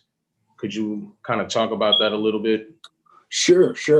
So I think that ultimately the heart of this bill always has been about protecting workers and the community at large from asbestos and asbestos in the air. This was never a bill about protecting the bottom line of contractors. When the contractors brought these concerns to me, I was open to hearing them out and to talking to them and to going back to the drawing board and making some changes to try and carve out places for people, and so that nobody felt left behind by this legislation. But I mean, make no mistake, this legislation is progress, and it's progress to ensure that people are getting the right training and that they're getting the right protective gear. And if you're doing large asbestos projects, I do believe that we need to make sure that the people who you're sending into those buildings have the right protective gear and that they know what they're doing, because or else people get sick, people die. And the crazy thing about asbestos is it's not just the bosses and the workers and those folks who are getting exposed. It's the little kid 2 blocks away walking to school. If this, you send a wrecking ball through an old building, asbestos gets everywhere in the air. It only takes a single strain of asbestos breathed in one time, and then you have a risk of mesothelioma. Crazy. And so, I mean, it sounds like fear mongering, but I can assure you it's certainly not. If you turn on the TV, you can still see all of these lawyer ads for, have you or a loved one been exposed to asbestos? Do you have mesothelioma? Because mesothelioma is a form of cancer that only comes from being exposed to asbestos. So we know when someone gets mesothelioma that they had an asbestos exposure. The problem is figuring out where backwards in their lifetime, if you hit that rewind button, where did you have that asbestos exposure? And if you just happen to be a kid living in a neighborhood with a lot of demolitions going on, you may be exposed several times through no fault of your own, not even know it. And then, 10, 20, 30, 40, 50 years down the line, all of a sudden, you have these major disastrous health issues. And we can prevent that from happening. We can legislate that folks need to know what they're doing, and they need to provide their employees with the proper equipment and the proper training to ensure that the community at large is safe and that their employees are safe. And so to the extent that folks have a problem with the apprenticeship language, I understand, it's never popular to come in and regulate anything that people are already doing. But this is about the health and safety of the community as a whole. And I can't think about something more important in our region, given the health disparities and the equity indicators throughout the region. I can't think of anything more important than trying to ensure that the air that we all breathe in, every person physically present in the city is breathing in this air. And I think that we all want clean air. I think that that's an issue that kind of transcends virtually every conversation that we have in this room. I don't think anyone wants to breathe in dirty air. And so this bill just ensures that that people have the training, the knowledge, and the proper equipment to make sure that they're not putting the community at large at risk of harm.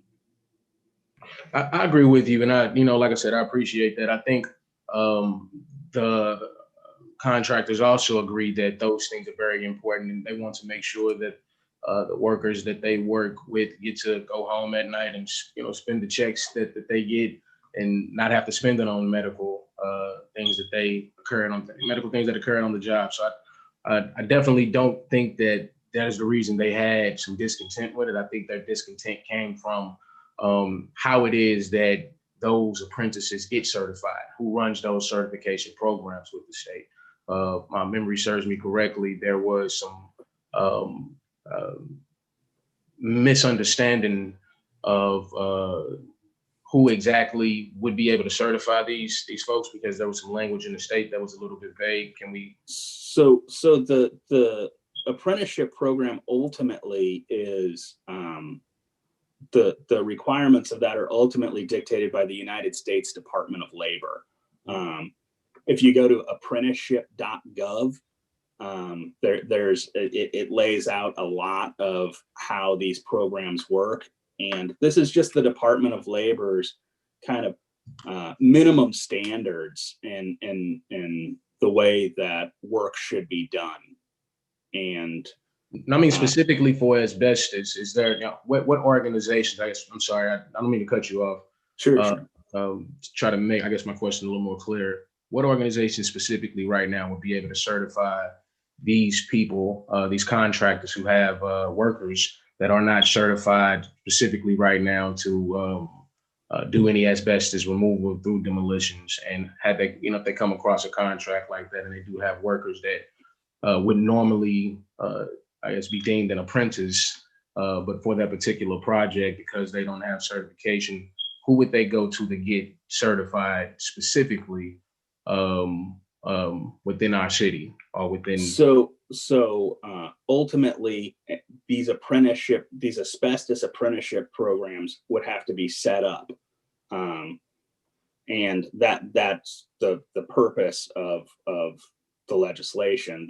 There's the U.S. Department of Labor kind of hosts the program, if you will. They're the ones who give the certification for it, but ultimately, the entities would need to fill out this paperwork, get it over to the Department of Labor. The Department of Labor would have to say, yeah, we've reviewed this. We think it's an acceptable training program, and then put folks through it.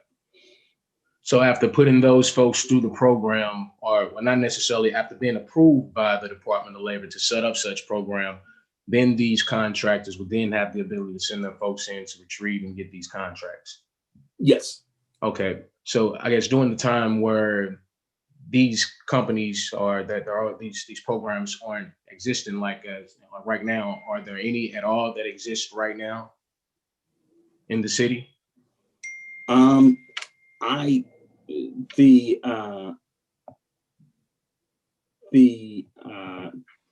don't believe that there's an existing specific asbestos program in the city. So to that extent, everyone would be at an equal disadvantage, but the ultimately it takes about 2 weeks to set up one of these programs. There's not a cost associated with setting up the program. The hardest part, from what I've been told, is the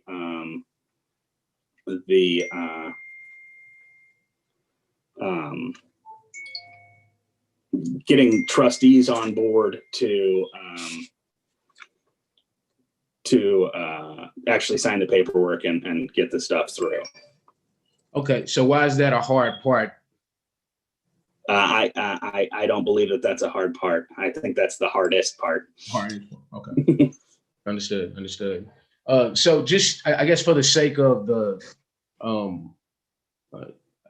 it's putting step 1 and step 2 and step 3, but does not seem just a little bit like, and I'm definitely not attacking the bill. I just want to have a good, robust conversation. Would it not seem a little bit like we're setting up the legislation for a future entity that we really have not an idea of how these programs will be written up, because we don't have an idea of which companies right now, nonprofits or however that'll be set up, that are interested in doing this particular work and what that program looks like? So I don't necessarily agree there, because there are these programs elsewhere. But I think another important thing to consider is that this is already the law, and it's already at $0. So everyone who's doing asbestos work in the city right now, by ordinance, has to go through one of these programs. So this actually raises the cap. This makes it easier for folks to be operating in the fields that they have been operating in. Understood. But then we put was there a hope put on it or something like that at some point in time? That was asking the health director to not follow through with the ordinance? Yeah, I believe that the mayor's office and the health department wanted to get some of this straightened out, but I believe that most of that was in regard to the differences in the fee schedules, and then the final air clearance monitoring, the stuff that logistically the health department had an issue with. So this clears up those health department logistics issues so that we can get back to having a health department that is actively monitoring the air quality in the city of St. Louis. Do you know how much a contract or an application would be to send to the Department of Labor to become an organization, if you will, that can approve who can certify the workers? So there's no cost to set up that Department of Labor apprenticeship program. You put together the program, you send it off to the Department of Labor. They say, hey, thumbs up, thumbs down. Either this meets the criteria or it does not meet the criteria. And if it meets the criteria, then you can send your guys through this program. At the end of it, they get the certificate, and happy days. If the program that you send to them isn't going to meet that criteria, they're going to tell you what you need to tweak, whether it be some of the on-the-job learning or whether it be some of the classroom learning. Okay, thank you. Do you know in particular any interested parties that will be doing the air monitoring, and how much they're going to be charging for companies or for individuals to get certified? So the city right now has contracts, existing contracts for air monitoring. And so ultimately, the air monitoring is going to be done by either the city or what this board bill lays out is either the city or a third party. But a huge portion of the concern there is also alleviated by that portion, which was the contractor's idea that the initial bids, that the initial asbestos testing is done before they make a bid. So they know exactly what they're bidding on, so they can price any additional concerns into that bid. So I think this actually streamlines that process. Right. Understood. I was asking, and I appreciate the comment. I was asking more of like, if I was a contractor and I wanted to get one of my employees certified, what would that cost look like? Be it a third. As far as what that cost looks like, so as an apprentice, you're going to pay your apprentice while they're on the job.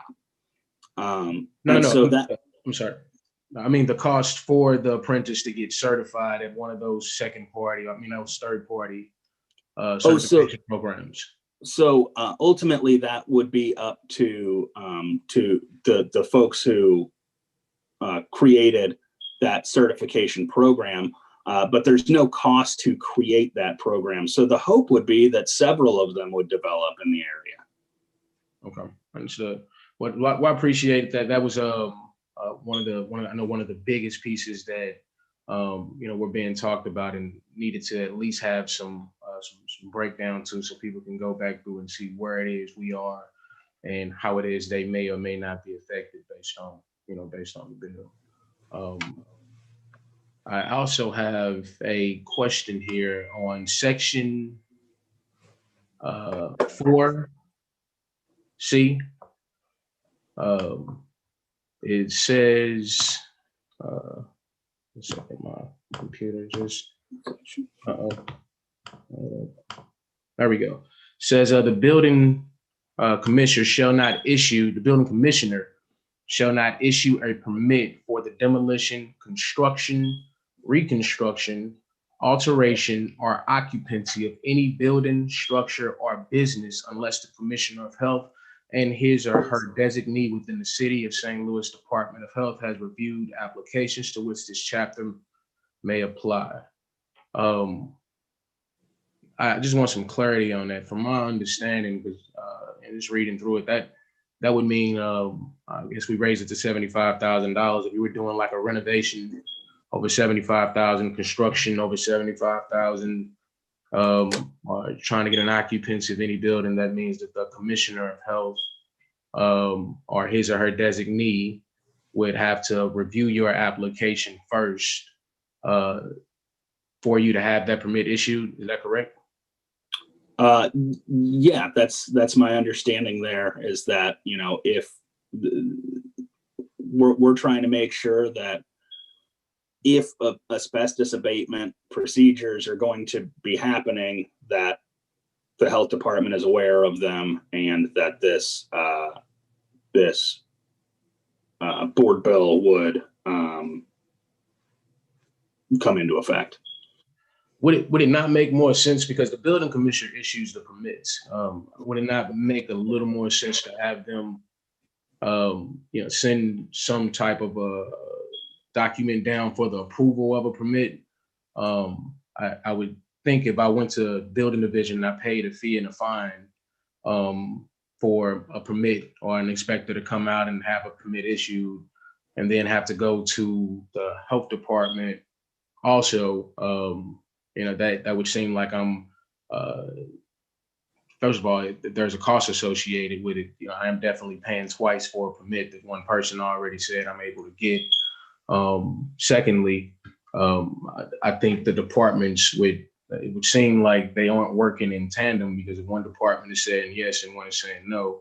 I don't see is this overriding the building commissioner's ability to hand out a permit?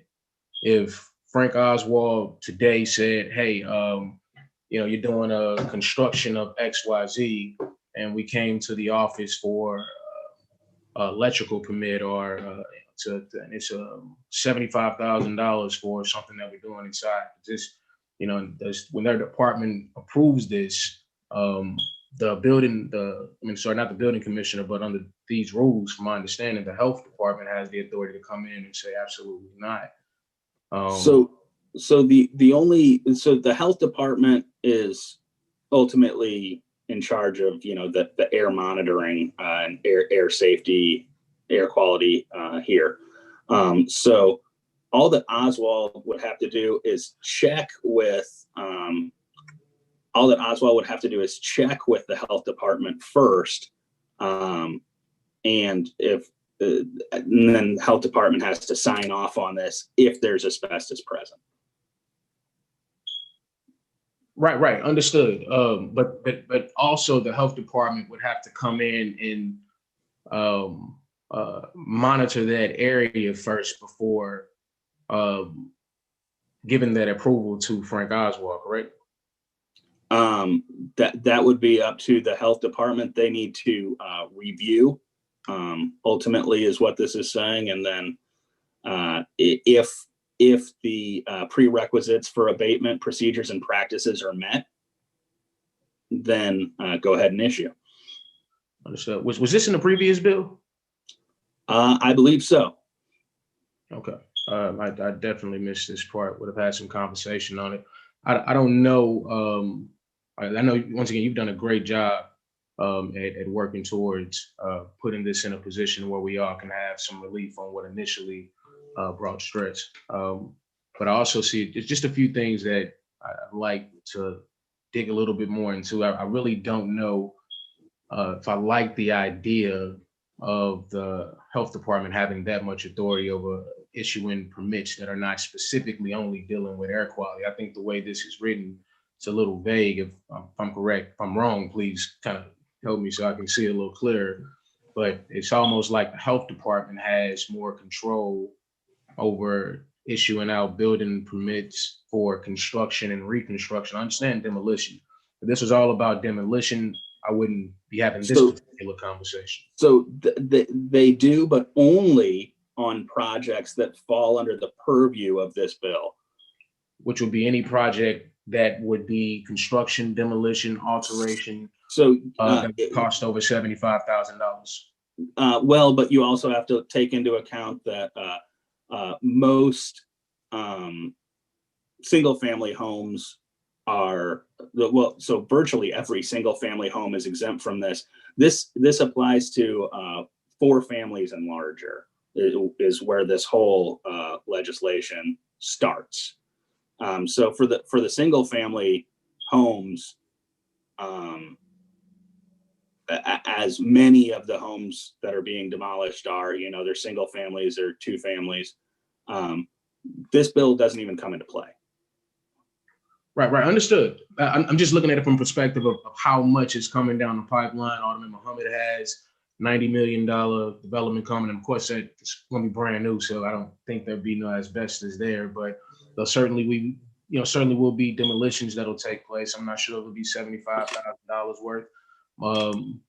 But I'm not particularly sure how things are going to go in particular. I know we have schools that need to come down. There's a lot of things that are going on, especially coming down the pipeline from the north side. The last thing we want is to have lower air quality values based on us releasing a lot of toxins in the air. Definitely don't want that at all under any circumstances. But we also want to make sure while we kind of move through things, and you have definitely taken the time, so this isn't necessarily hastily, but while we move through things that have been a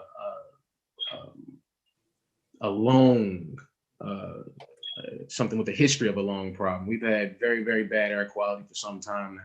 And not to say we want that to continue. We're trying to reduce carbon emissions. We have to start working on these things.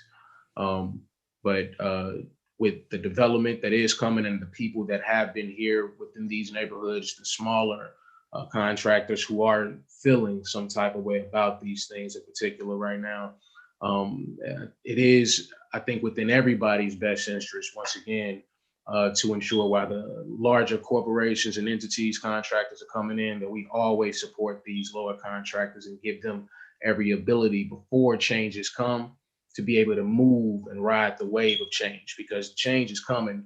And none of these contractors that I know have one company set up already to deal with the certification process. And I think that is where some of that is coming from. Had these things been set up, like, folks that know the way of getting this done, I think that'd be something that we should knock out, make sure that they have a few certification programs, ones that are minority ran. Therefore, there is there feels that there's a level of balance within the city, that is not a monopoly on who gets certified and who isn't certified.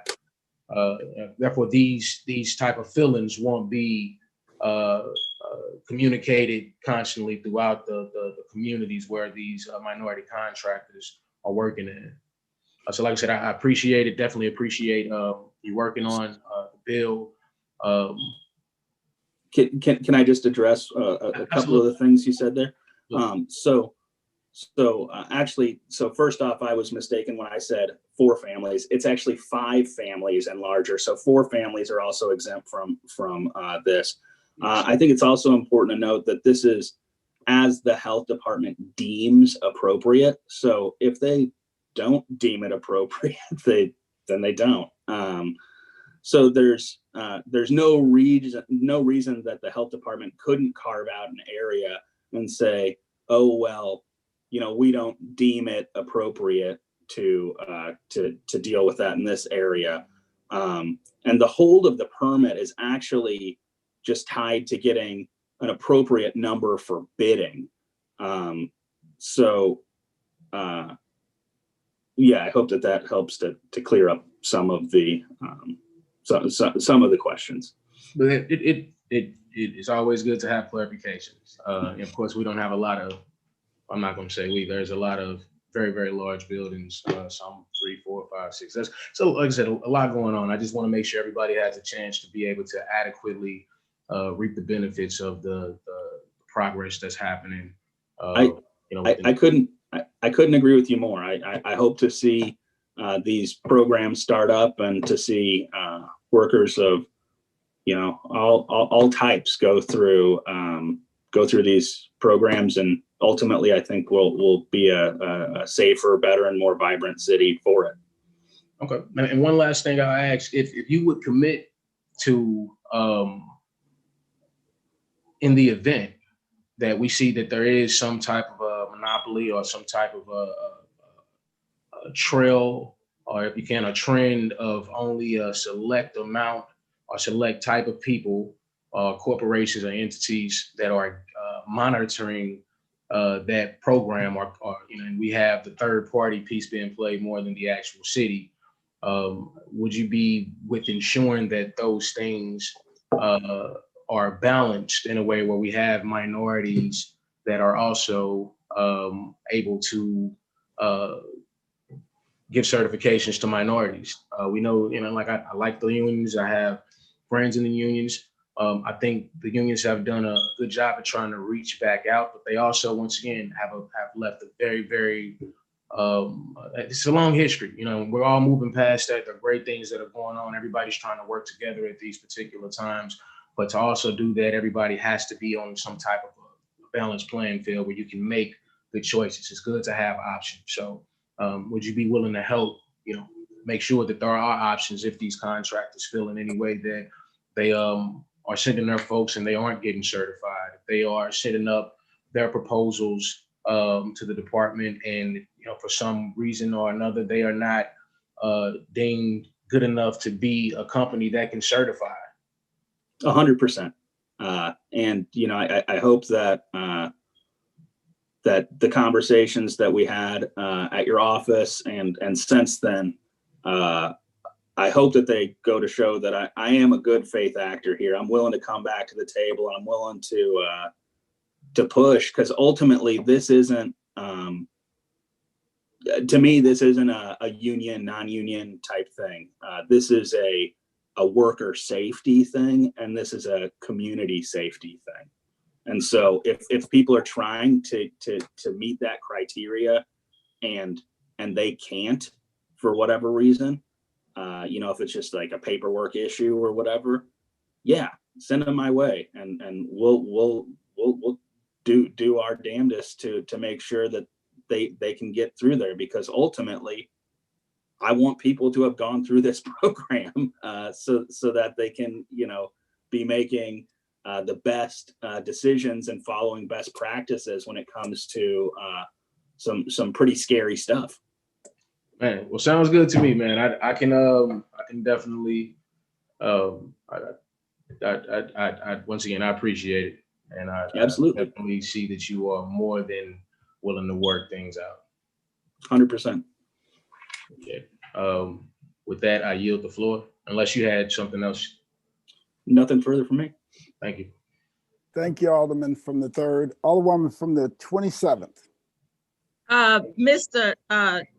President, would the Alderman from the 24th yield the questions? Alderman from the 24th will yield the question to Alderwoman from the 27th.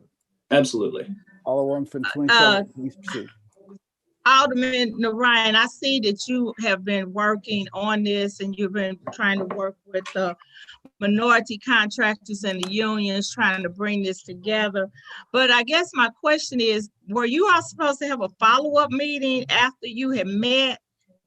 So the hope was, yes, to have a follow-up meeting. And then given the difficulty of one of my colleagues' schedules and then COVID, that ability to meet was put off for more than a week, which made it quite difficult to ultimately sit down and have that second meeting. So now, given the fact that we're trying to put the health department in a position to actively be enforcing air quality standards, we took into account the issues brought forward in that meeting, and I spoke, in depth with Alderman, the Alderwoman from the 26th and the Alderman from the 3rd, who were the folks who brought these concerns to me initially. And it was kind of their constituencies, from what I understand, who had these issues. So the Alderwoman from the 26th wasn't present in that initial meeting, I know, but her constituent who had a lot of the issues, he was present there. And, it was actually his idea, the idea to have the city do the testing before the project went out to bid. That was actually his idea. And so we incorporated that wholesale. We were there at that meeting to listen and to take things into account. And unfortunately, given the difficulty of one of my colleagues' schedules, we just weren't able to coordinate that second meeting. Okay, and then from this, because I keep hearing apprenticeship program, I keep hearing that, but once a person goes through the apprenticeship program, will they be licensed? Because yes, I couldn't see an apprentice going into a building with asbestos. So, or will they be licensed to be able to go into those programs, into those buildings? Yeah. So, and do we have a program already up like that? So there's not I'm an sorry. asbestos. There's not an asbestos program currently in St. Louis. So that program will take about 2 weeks. Someone will go through the Department of Labor, but take about 2 weeks to get that program in place. So that's kind of the progress here. But yeah, ultimately, once someone goes through that program, then they get a certificate that shows that they've completed that training. And they can take that certificate then anywhere in the nation and show that they have that they've graduated from a training, an apprenticeship training, and they have the skill set to do this. So apprentice level people do that now, and they would be able to continue doing that under this legislation. Right. So you saying apprentice can go into the building? They're not licensed? So the apprenticeship program, the apprentices would go into the building under the supervision of other folks, and then so they'd be on the job training, basically. So yes, they are in the building, but they're in the building being supervised as part of their training. Does that make sense? Okay.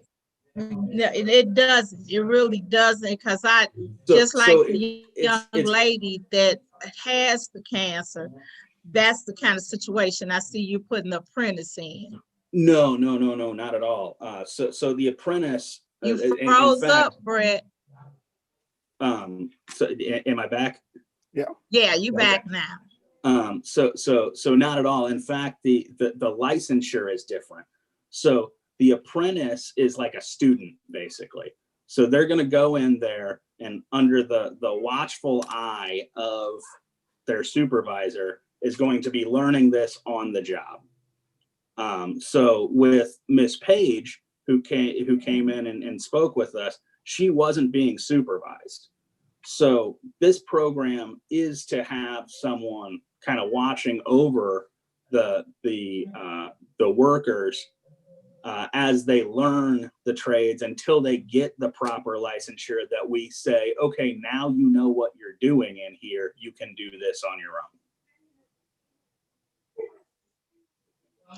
Okay, and so I guess my concern is it was the timing of when this was presented to me. I can't speak for anybody else because late last night.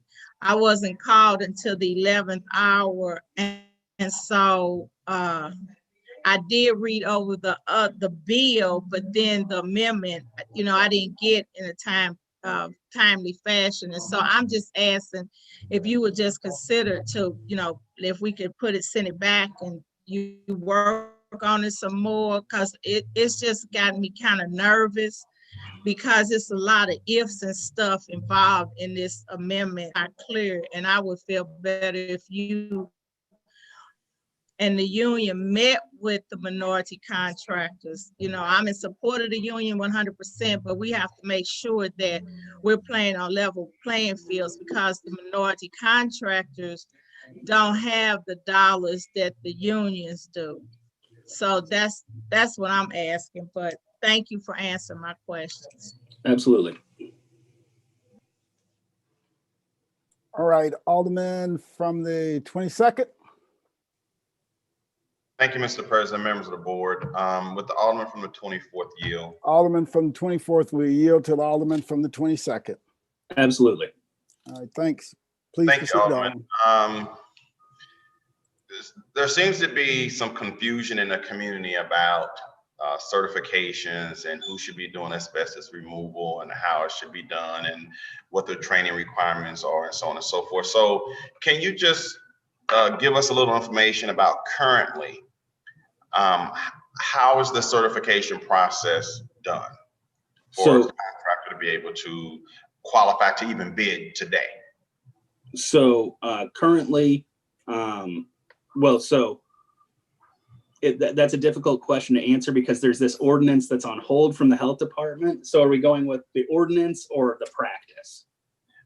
Let's go practice. Yeah, because I know we kind of missed some steps with the last ordinance, and that's why we're here where we are today. So the practice right now is that people can bid on these contracts and do the work. Now there's no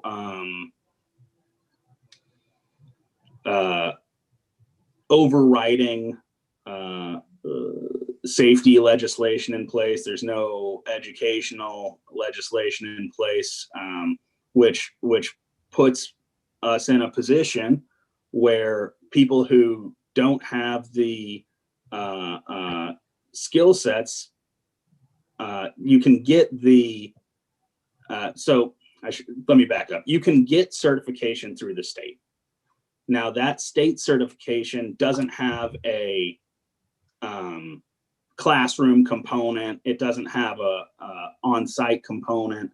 And the problem there is that you get people who have that certification who still don't follow best practices and still don't use proper protective equipment. That will still that'll continue to happen until it's the people who are in the buildings shoveling the asbestos themselves who know what they're looking at and know how they need to protect themselves. And ultimately, I'm much more concerned about the person actually doing the work than I am about the fact that the person making the bid had a certification from the state. So let me ask you this, is it a requirement though to be state certified in order to do So not for the worker themselves. You know, there's some gray area there. There needs to be someone needs to be certified when they make the bid, is my understanding, but pretty regularly people who are not certified are doing the abatement work. Okay. You know, I'm one of these people where process means a lot to me. And this came up, I think September, is that when we met? Well, I know the Black Caucus met with some Black contractors, and so we got their side of the story. And Alderman Brandon Bosley was kind of the lead person on, you know, communicating and trying to facilitate that process. And it was our expectation that at the end of that process that we would be debriefed on what's going on. And, you know, because I know I'm always looking for the win-win strategy. You know, it's too far often that there are winner and losers and a lot of hard feelings. And unfortunately, you know, here we are again. It's an election year for some people. It's kind of like at the last minute, and I know there's a lot going on, you know, especially with Aldermen, and sometimes it's difficult to squeeze, you know, different projects in. But I'm feeling like we missed a step in order to make this a win for everybody. Because certainly, I'm for public safety. You know, I don't want to see people get sick from asbestos. I want to make sure we have the right controls in place. I want to make sure the right partners are in place, and even the right departments are in place and working with each other to make this work. And I'm just feeling uncomfortable right now, only because the process that we agreed upon, somehow it broke down, and there was no debriefing. And so there's no better understanding I'll just speak on behalf of the caucus, there's no better understanding from the African American caucus perspective. And that's unfortunate. And while we're operating in this space of racial equity, it's not a good look right now that we would sign on to this knowing that we have a group of constituencies out there, African American contractors, who have anxieties about us passing a bill like this. I applaud you, like my other colleagues. You have done some good work on this bill. I just really wish we could spend some more time talking about it. I think we can come to a reasonable compromise. I know this is, you know, we're in the last 2 hours before midnight, and this may not happen before this session is over with, but I know I'm committed to want to make this right so that everybody win and we don't have losers. And I'm committed, you know, next session to ensuring that actually before next session, if this doesn't pass out, to really working on this so that we can come back and one of the first bills read is this bill that we can deal with, along with board bill number 1, the budget bill. I'm just uncomfortable, and I want to share that. And it's only because, you know, the process that we all thought was in place broke down. And I'm not saying it's your fault. I'm sure there's several reasons why that happened, but we are where we are today, and I don't want people to be backed into a corner. I think, you know, every one of us down at the Board of Aldermen supports all the great work that the unions do. You know, I have certainly been a benefactor of support from unions, and I think most of my colleagues down here have. And so I don't want anybody to turn this into an anti-union issue, because it's not. It's a public safety issue. And I think we all want what's best for our constituents, whether it's the people, our residents, or our business owners that are trying to feed their families.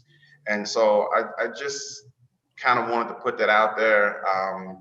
I'm definitely in support of making this right, Alderman. I'm committed to you to making this right. But I just think our timing right now is off.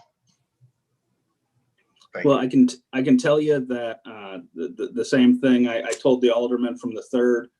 You know, I'm pretty committed to trying to ensure that our health department can actively start air monitoring again. But I will always be willing to come back to the table to start discussing things when we see unintended consequences of legislation. You know, ultimately at this point, we've had this law in the books now, and we haven't even seen what the effects of it are because of, you know, these concerns about unintended consequences. And I think we've come back and we've addressed a lot of those concerns. Yeah, you know, but the cake is still unfinished, right? It hasn't fully baked. You have made a lot of strides, you made a lot of good changes and efforts. Let me ask you this. Have you worked and talked with anybody in the mayor's administration, you know, about this and what their position is on this? And have they been looped in besides, you know, talking to just maybe the building commissioner or the health commissioner? So ultimately, you know, the administration in the previous iteration of this kind of pointed me towards the health department, that this was going to be, you know, their purview. And so I had met with the health department when the health department had some issues with the previous board bill that's now the ordinance. And they said, oh, you know, which was a bit frustrating because we did have the health department come and testify in support of that bill. And then after it passed said, oh, there's issues with it. And that's ultimately how we find ourselves here debating this again.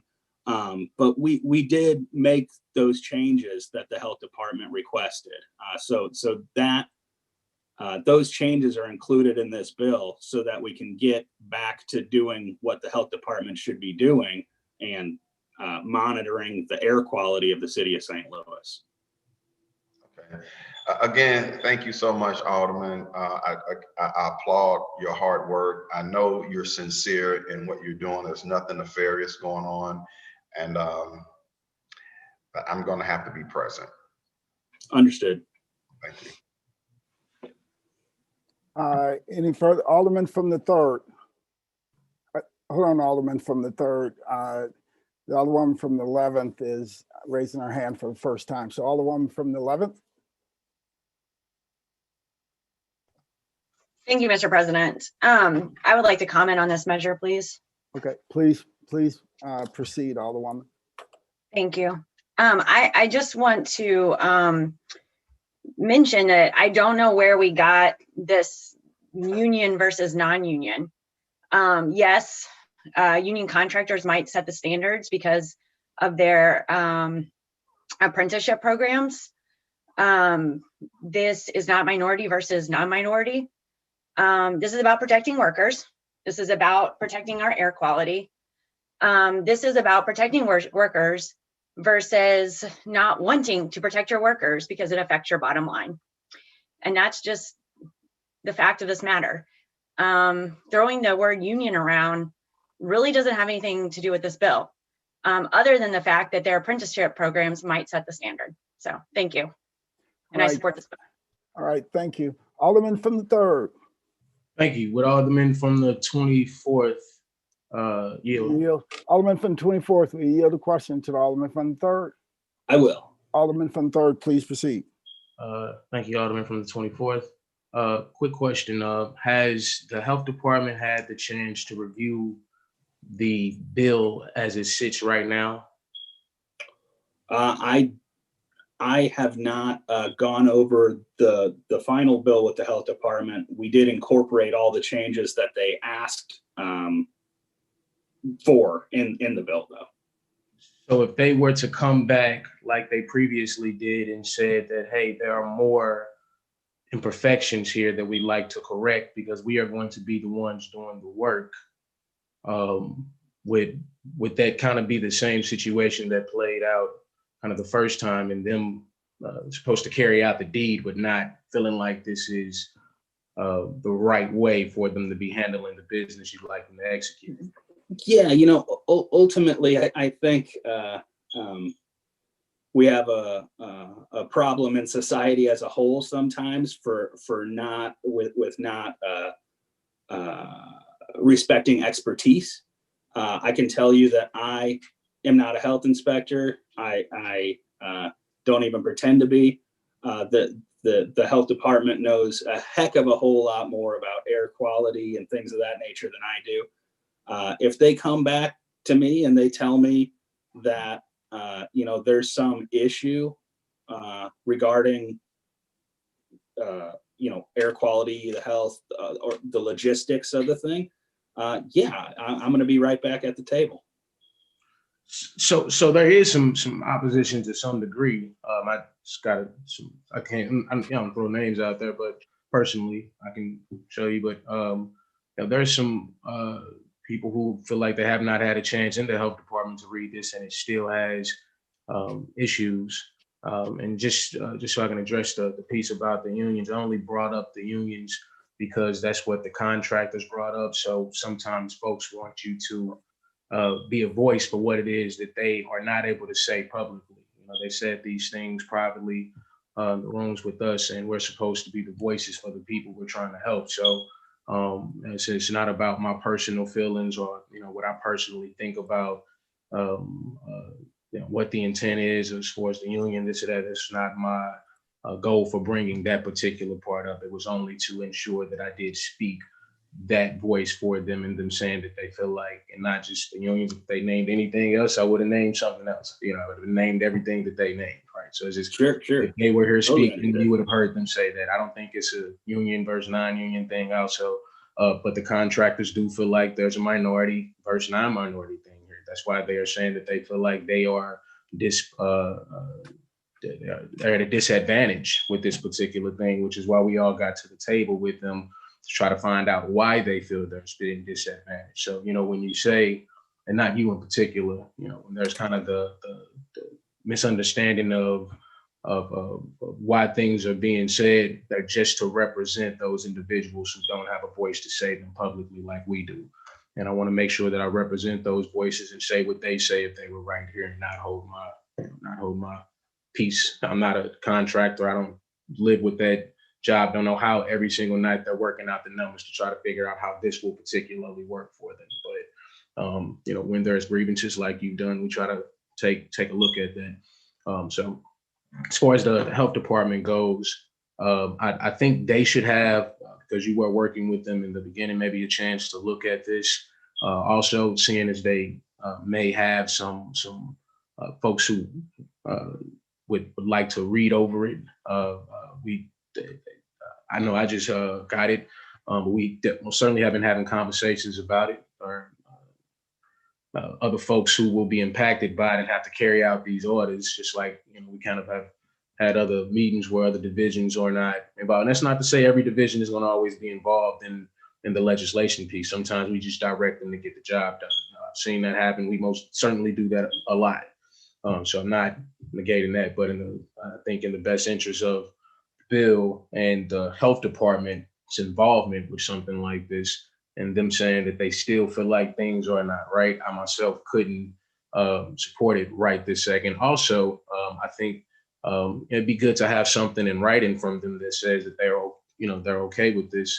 At the same time, I think with the building division, I don't necessarily know how. And we don't have anything in writing from the building commissioner. I don't understand. I don't know how he feels about it in particular, or how he thinks this will impact minority workers. He himself and that division, you know, has been monitoring this for such a long time. You know, we should have some type of an idea of how.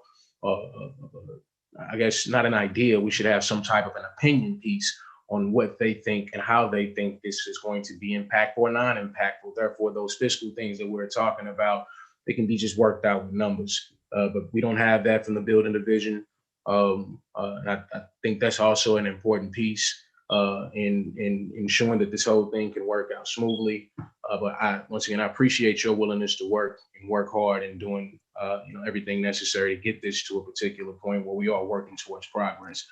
In the event that it does not pass through today, though, I'm still willing to work with you within my capacity to help out in any way to help get this to a point where there's some synergy around.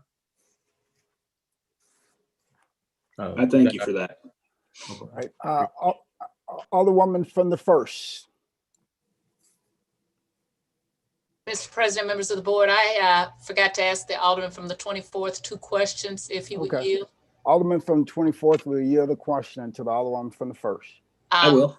Alderwoman from the first, please proceed. Thank you. The first question is, where did we get the $75,000? Is that just something that became a compromise?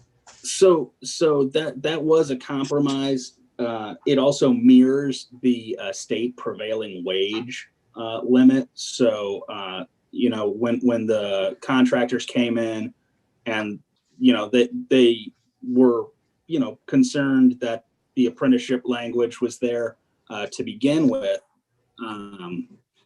then we went back to the drawing board, tried to figure out where something that may be a good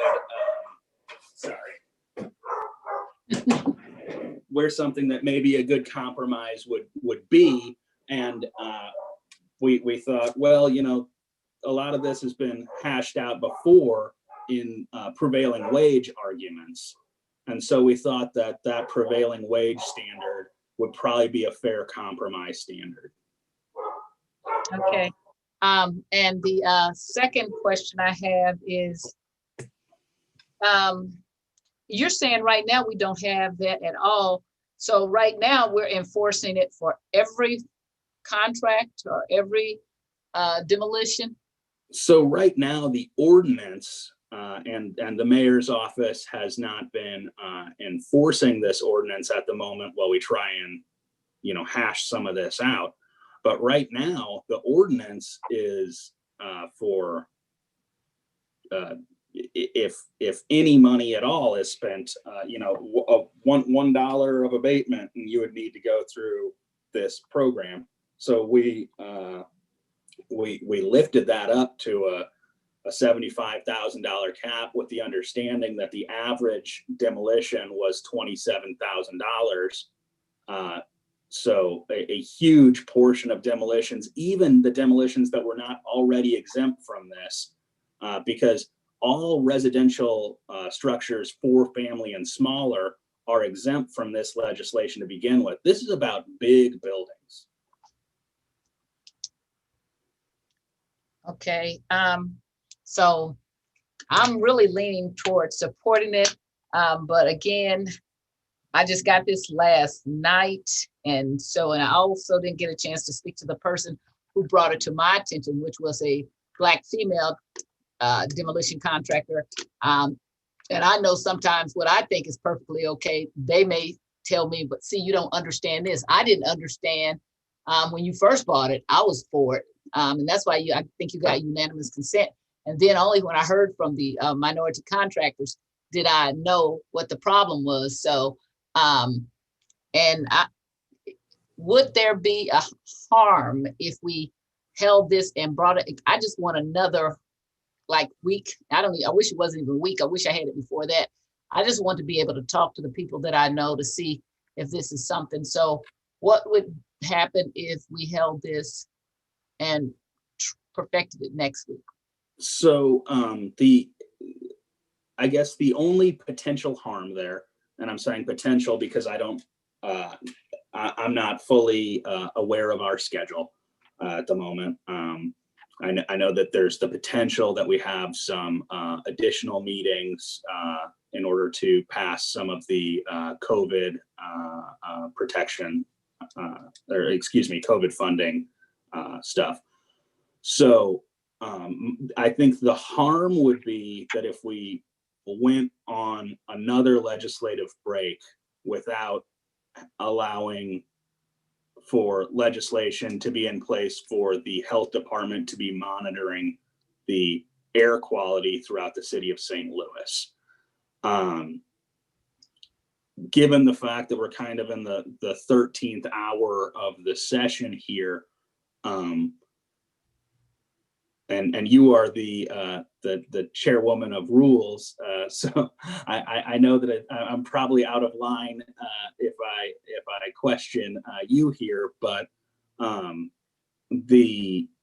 my understanding is that in order to get this passed timely at the moment with what we have on the schedule, that it would have to be perfected today in order to be signed before we went down on break again, or else the whole process kind of has to restart next session. So it'll be several more months without active air quality monitoring from the city. So you're getting something from me nobody else was going to get. So I'm considering having a second meeting next week. So, but then that still wouldn't get it through because you're perfecting it now. Okay. It would have to, you would have to have one that following week. But that's, yeah, and then we would come back and do it for sign die.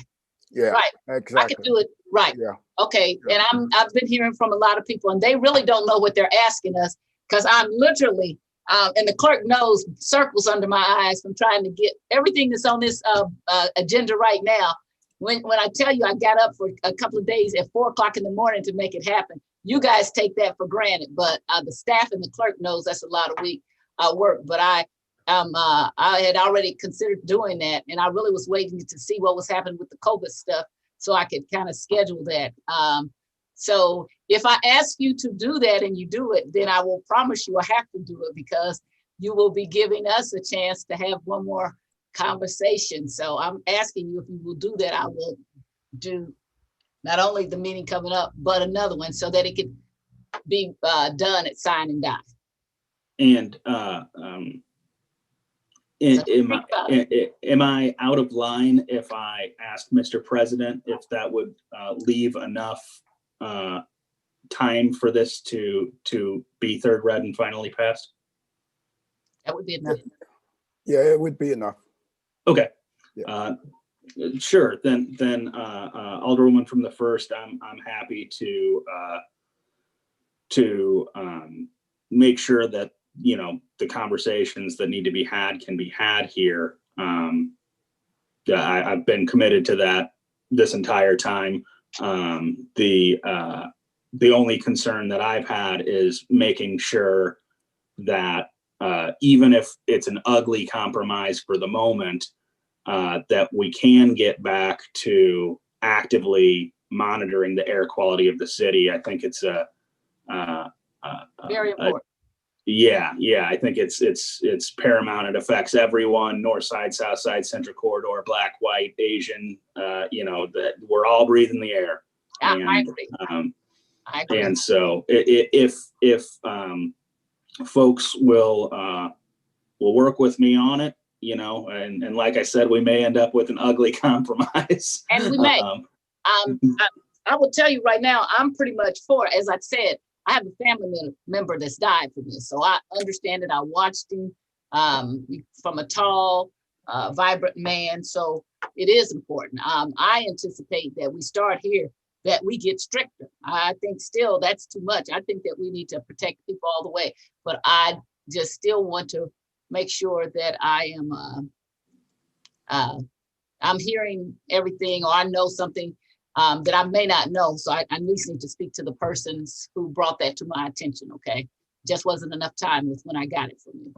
But you have gotten something for everybody, because everybody who's worried about their bills, they owe you favors now. That is a big pickup for this one. That's right. Yeah. Well then, hold on a second, Alderman. You currently don't have the floor. The Alderman from the Mr. first has the floor. I have no further questions. Thank you, Alderman from the 24th. All right. Any further discussion? Alderman from the 24th, you recognize to close. Thank you, Mr. President. Given the discussions that we've had here today, You know, I thought that we were there, or I wouldn't have tried to move this. But after speaking with y'all, I hope that you'll continue to work with me, and I hope that we can work towards a compromise here, even if it's a compromise that we're not all thrilled with.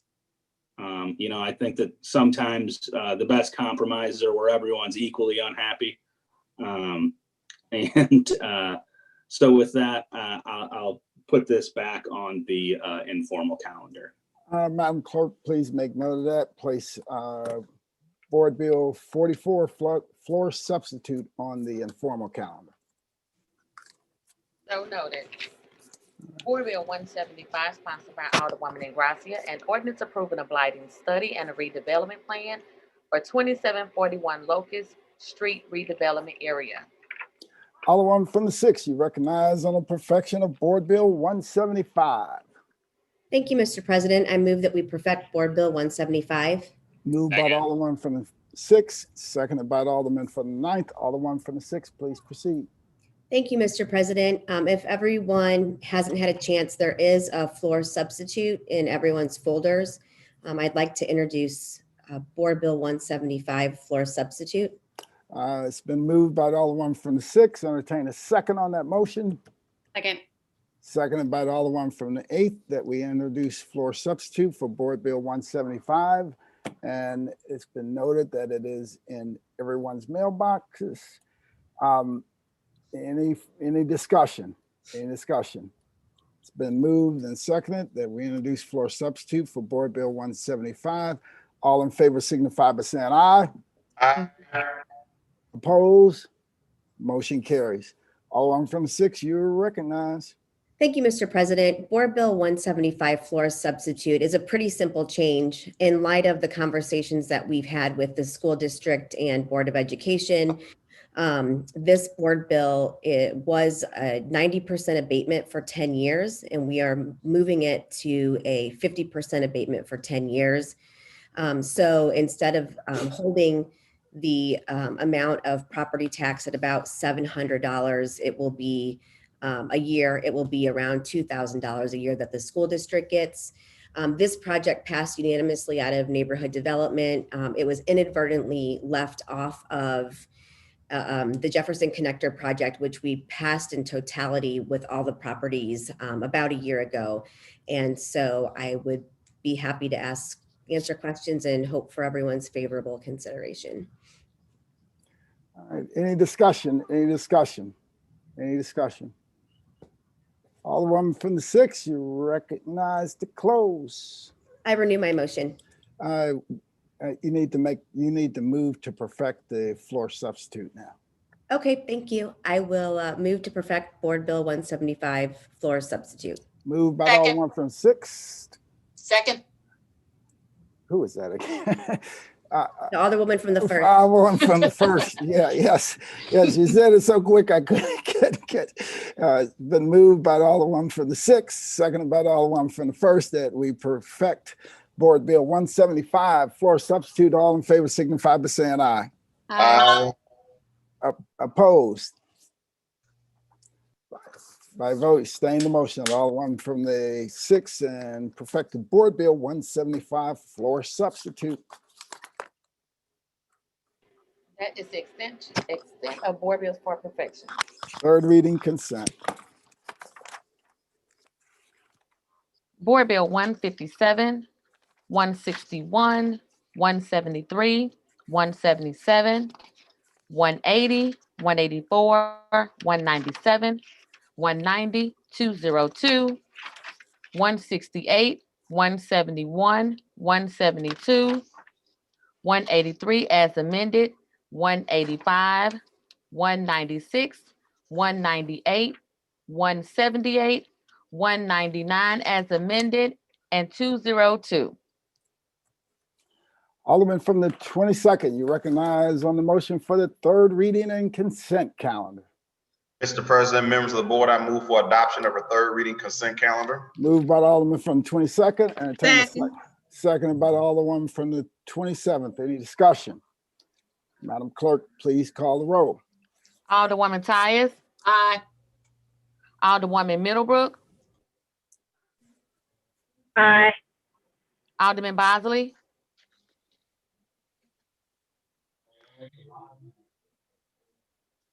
Alderwoman Evans. Aye. Alderwoman Hubbard. Aye. Alderwoman Negracia. Aye. Alderman Coder. Alderwoman Rice. Aye. Alderman Gunther. Aye. Alderman Balmer. Aye. Alderwoman Martin. Aye. Alderwoman Grass. Alderwoman Murphy. Aye. Alderwoman Howard. Alderwoman Green. Aye. Alderman Oldenburg. Aye. Alderman Rhodey. Aye. Alderman Todd.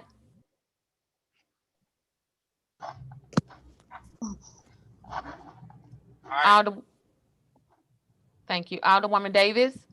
Aye. Alderwoman Spencer. Aye. Alderman Muhammad. Aye. Alderman Boyd. Aye. Alderman Vaccaro. Aye. Alderman Narayan. Aye. Alderman Cone.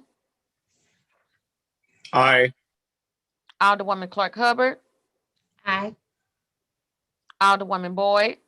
Aye. Alderwoman Navarro. Aye. President Reed. Aye. Alderman Bosley. Aye. Alderman Coder. Aye. Alderwoman Grass.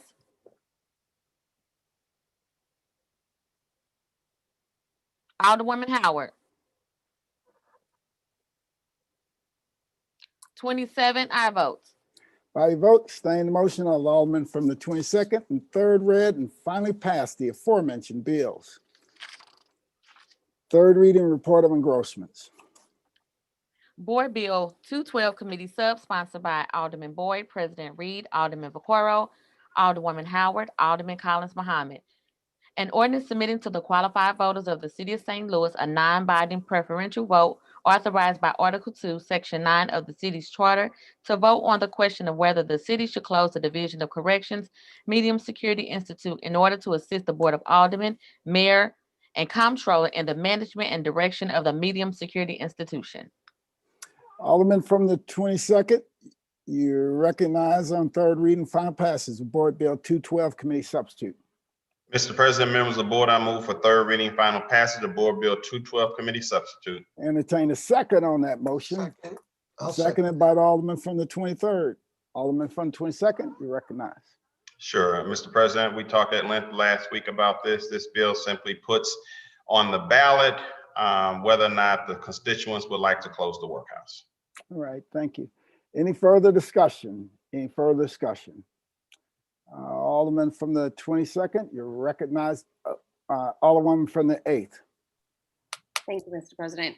I just want to reiterate, I know we've had a lot of conversations on this. We had some good conversation in the Ways and Means Committee on Tuesday, a long meeting, and thanks for everyone who was there to participate in that, about what we could be doing differently, what we could have been doing differently since December or since January 1st, had we moved forward with the plan to close the workhouse. And I do oppose this going on the ballot because I think that we have already, we've already voted as the board. We are the representatives of our constituents, and we need to take the next steps to follow through with our commitment. So I will again be voting no today. I think, I think if this is going to go on the ballot, then then fine. We will speak to our constituents about it. We will have those conversations, and we will continue to see that this is a piece of criminal justice reform. Board Bill 167 shows how the money can be reallocated in a way that prevents people going into jail in the first place. It helps those who are coming out, and it helps other city services. And Point that's of order. Alderman from 22nd, please state your point of order. Mr. President, the Alderman from the 8th Ward is talking about a bill that is not before us. And could she keep her comments germane to Board Bill 212 committee substitute, please? Point of order, well taken. Alderman from the 8th, please keep your comments germane to the Board Bill 212 committee substitute. Sure. I will continue to talk about the workhouse, which is the subject of this Board Bill 212 committee substitute. We have within our purview as aldermen and as representatives, our constituents, the ability to pass these ordinances like we did unanimously. We directed the budget director in Board Bill 92 to allocate money differently. We've already stated our position as elected representatives of our constituents, and I vehemently oppose sending a resolution back to the voters when we just need to do our job. Thank you. All right, thank you. Alderwoman from the 15th. Thank you, Mr. President, members of the board. I want to echo what the Alderwoman from the 8th has said, as well as the the advocacy of the organizations like Close the Workhouse and the Bail Project and Arch City Defenders, who have worked on this issue for years and have had a plan, published on their website for years. And that plan was incorporated into the bill that we passed last summer to close down the workhouse. We know what actions we need to take, and I think that this is just another mechanism to kick the can down the road. There have been considerable amounts of criminal justice reforms that have made the closure of the workhouse possible. From lawsuits that have been filed over our cash bail system from Arch City Defenders to the work of the Bail Project in getting folks quickly out of pretrial detention and released on their and released so that they can wait for their court date at home. And it is a lot of those efforts, also efforts that have been done by our circuit attorney, Kim Gardner, again, to decrease cash bail, to work. Point of order. Alderman from the 22nd, please state your point of order. Yeah. Mr. President, we are talking about a bill on whether or not the voters have a right to vote on whether the workhouse should be closed or not. All the ancillary conversation about why it shouldn't or should be is immaterial to the fact that this bill specifically says it basically targets the voters on whether or not they want to close the workhouse, period.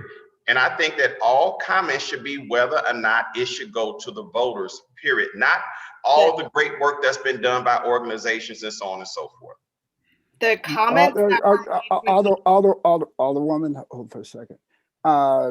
Alderman from the 22nd, thank you for your objection. Alderwoman from the 15th. Just keep your comments germane to the bill before us, and should this go before the voters or not?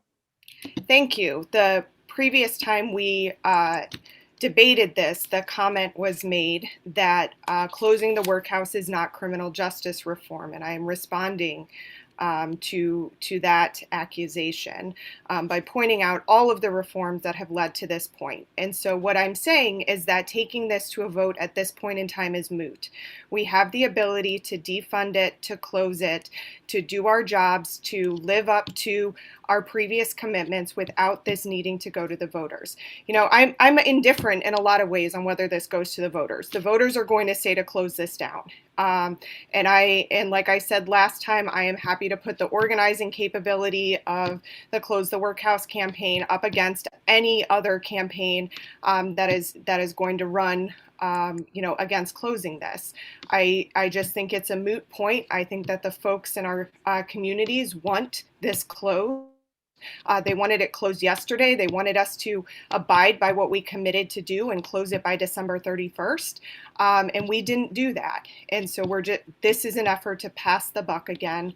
And so I rise in opposition. But I'm also, like I said, when we debated this previously, I am happy to be on the same ballot as this. This is going to drive out a lot of progressive voters in this city, a lot of reform-minded folks, a lot of people in our community who have been negatively impacted by the workhouse, and their families who have been negatively impacted by the workhouse.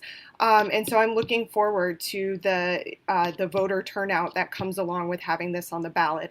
I just think it's not necessary for us to do. We could be making these decisions now to defund it, to close it, and we're choosing not to. So thank you. All right, thank you, Alderwoman. Alderwoman from the 19th. Thank you, Mr. President and members of the board.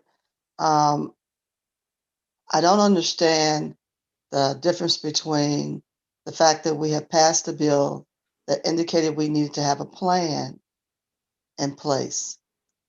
The plan, unfortunately, cannot be executed at this time because of other things that have come forth that are emergencies within our systems right now.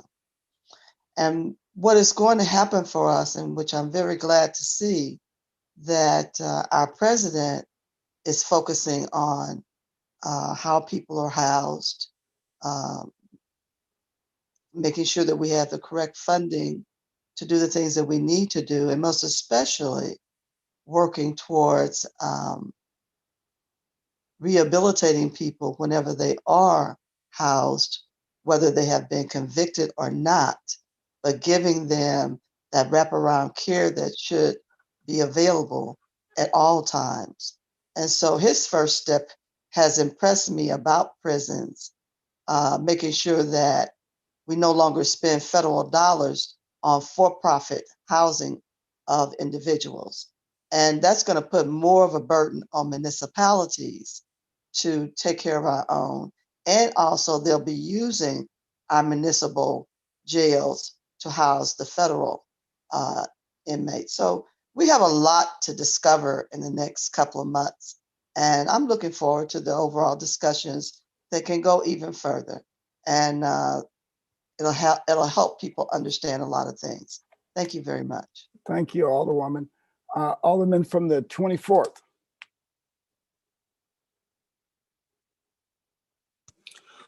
Thank you, Mr. President. Would the Alderman from the 22nd yield for a question? Alderman from the 22nd will yield the question to the Alderman from the 24th. Absolutely. Alderman from the 24th, please proceed. Thank you, Alderman. My understanding of getting things on the ballot for this next election is that they had to be at the Board of Elections by January 26th. Am I mistaken there? You're correct. What is your, I guess, path then to the ballot? Well, you can always go to court and ask a judge to put it to allow you to have it go on the ballot. So that's the plan here, is to then to get this through, then bring suit, and then okay. I just wanted to be clear there, because I was looking at that deadline. I was like, wait a minute, what are we doing here? But no, that's sure. Exhaust all legal options. Totally understood. Thank you. That's all I have. All right, thank you. Alderwoman from the 6th. Thank you, Mr. President. I also just sort of piggybacking off what my colleague from the 24th mentioned. If we know that this is going to have to go to the courts to get it on the April ballot, and we've already paused anyway, we obviously haven't closed the workhouse by the end of 2020. I think it makes much more sense, and it's much more responsible if we really want to hear what the city voters have to say, to bring a plan to them and not just ask them the simple question of whether or not we need to close the workhouse. Thank you.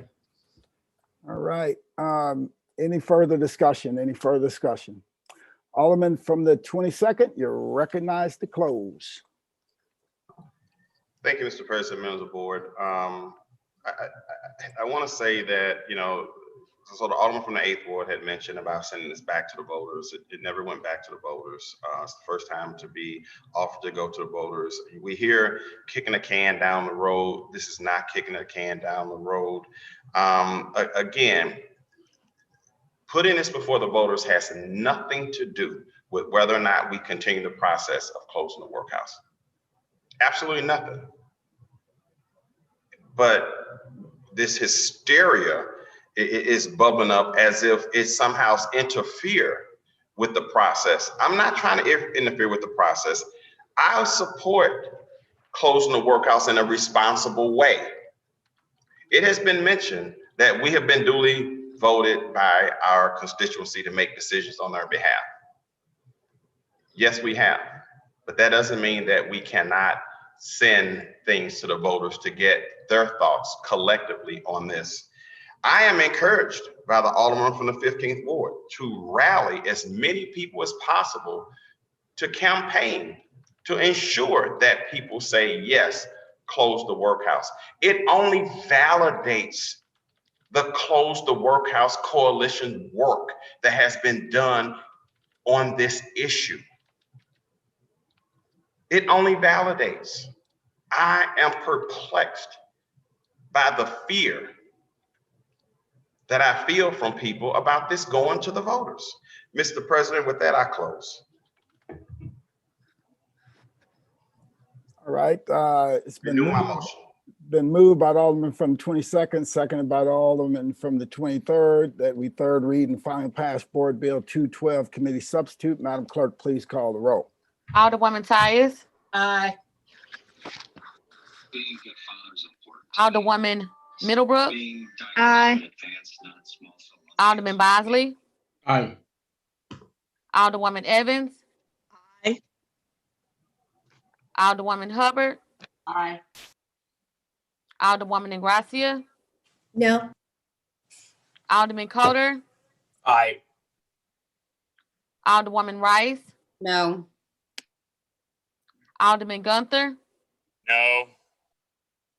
Alderman Balmer. Aye. Alderwoman Martin. No. Alderwoman Grass.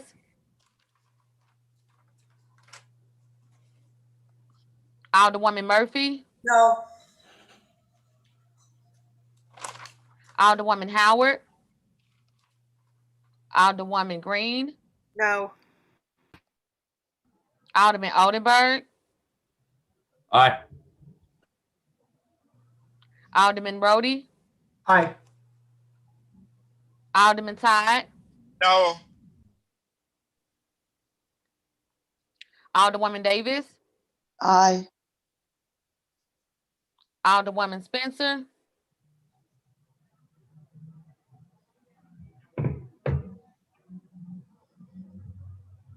Alderman Collins Muhammad. Aye. Alderman Boyd. Aye. Alderman Vaquero. Alderman Narayan. No. Alderman Cone. No. Alderwoman Clark Hubbard. Aye. Alderwoman Boyd. Aye. Alderwoman Navarro. No. President Reed. Aye.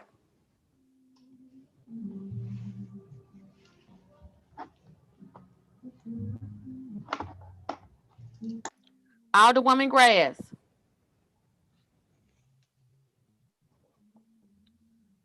Alderwoman Howard. Alderwoman Spencer. No.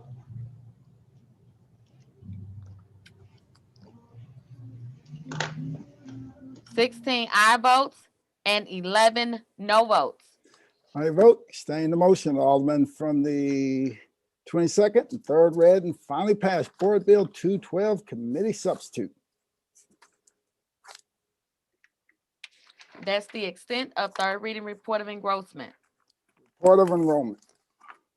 Board Bills 157, 161, 173, 177, 180, 184, 197, 190, 202, 168, 171, 172, 183 as amended, 185, 196, 198, 178, 199 as amended, 201, and 212 committee sub.